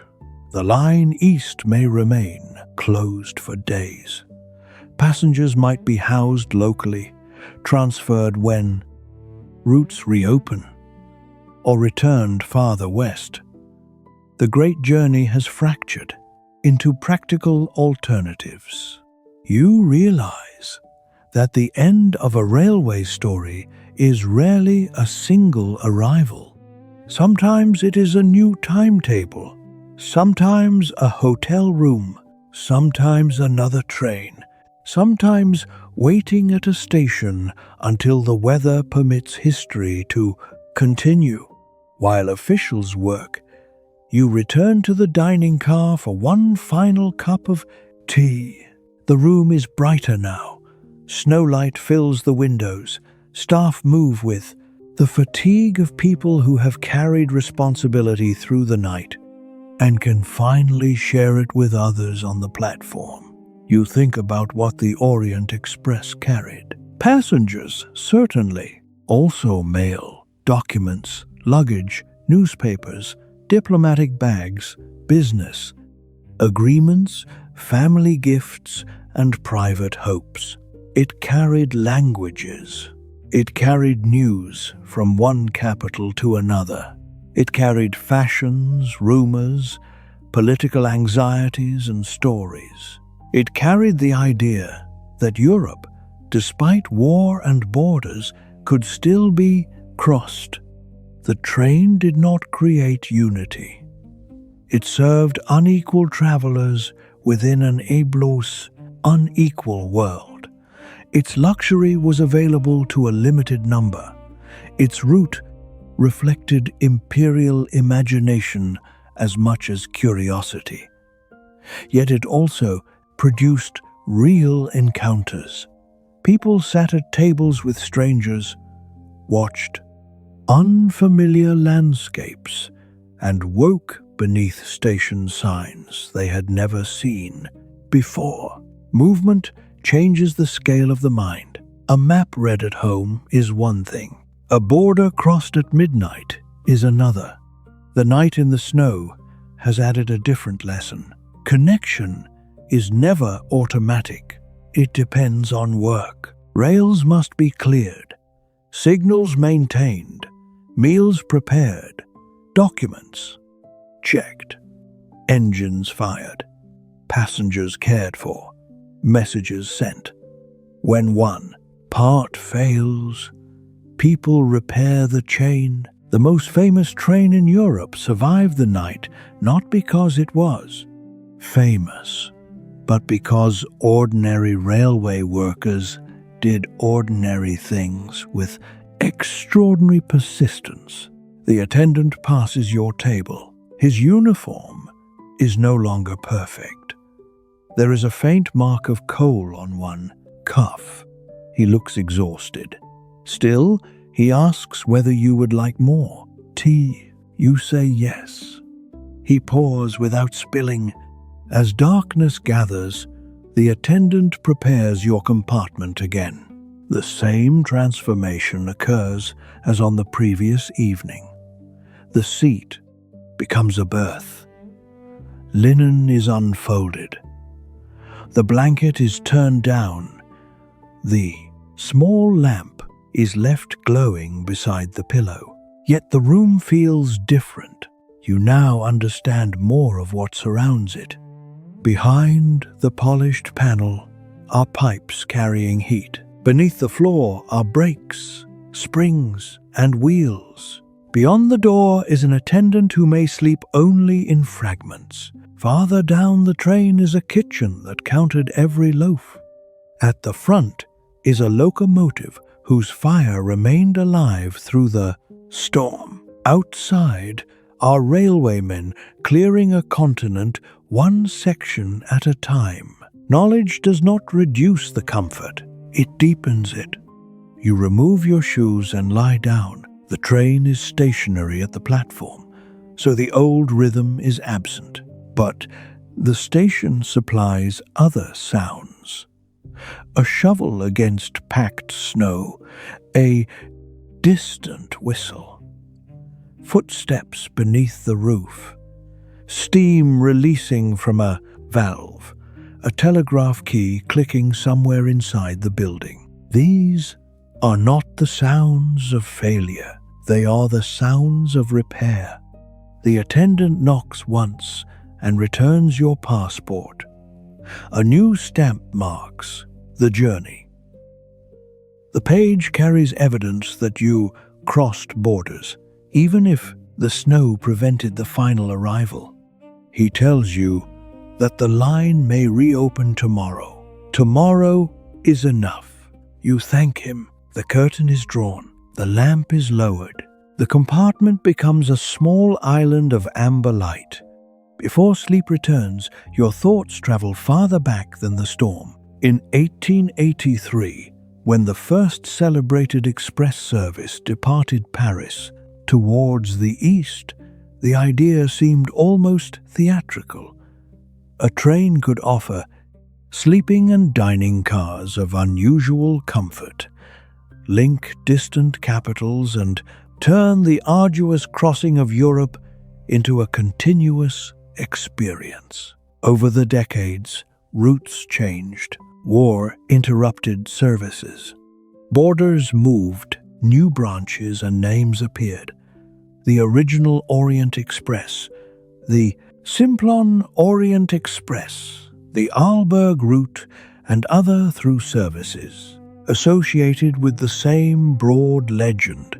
No single carriage, locomotive, or timetable was the Orient Express. Forever, the legend belonged to a system. This matters because modern memory often imagines one perfect train, making one permanent journey. History is less tidy. Cars were added and removed. Operators changed. Routes adapted. Political events redirected. Travel. Standards varied. The famous name survived by changing.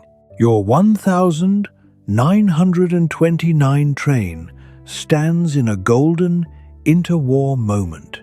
Steel sleeping cars, decorative interiors, and international service create an image later generations will try to restore. Writers will place mysteries aboard it. Filmmakers will fill its corridors with suspense. Tourists will seek the feeling of polished wood and formal dinner long after ordinary travel has become faster. Why does the night train remain so powerful in imagination? Perhaps because it gives time a shape modern speed removes. On an aeroplane, distance disappears quickly but abstractly. On a night train, departure remains attached to arrival by hours of darkness. The body feels curves and stations. Sleep becomes part of geography. You close your eyes in one country, you open them in another. The transformation occurs without spectacle. That may be the train's greatest magic, not luxury, not mystery. The quiet rearrangement of the world while you rest. The night is quiet again, not the frightening quiet of the open line, but the sheltered quiet of a train resting at a station. You think once more of the moment at 2:17, the final wheel joint, the fading vibration, the white field without a platform. At the time, the stillness seemed like the end of the journey. Now it feels like its center. The hours that followed revealed more than speed ever could. They showed the train as a living arrangement of people, machines, rituals, and trust. They showed that elegance depended on labor, that international travel depended on local knowledge, and that even the finest timetable remained a conversation with weather. Tomorrow, perhaps, the Simplon Orient Express will continue towards Constantinople. Perhaps you will cross the remaining snow-covered country. Descend towards the city and see water shining beneath winter light. Perhaps porters will lift your luggage, and the entire delay will become a story told over breakfast.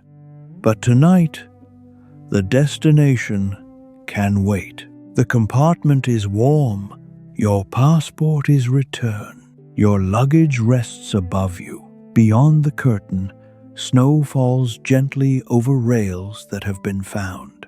Again, you allow your breathing to follow the soft murmur of steam. In, out, slowly. The famous train is not moving, but your thoughts no longer need to move. Either you have crossed Europe through memory. You have dined while countries passed. You have watched borders become stamps, machinery become rhythm, and strangers become a temporary community. You have stood inside the silence of a snowbound world and heard the distant sound of help approaching. Now the lamps along the platform grow softer behind your closed eyes. The voices fade. The station clock continues without urgency. And somewhere deep inside the sleeping car, wood and metal settle into rest. Tonight, you sleep aboard the Orient Express. Outside, Europe freezes beneath the snow. Inside, the fire remains alive. And for the rest of the night, that is enough.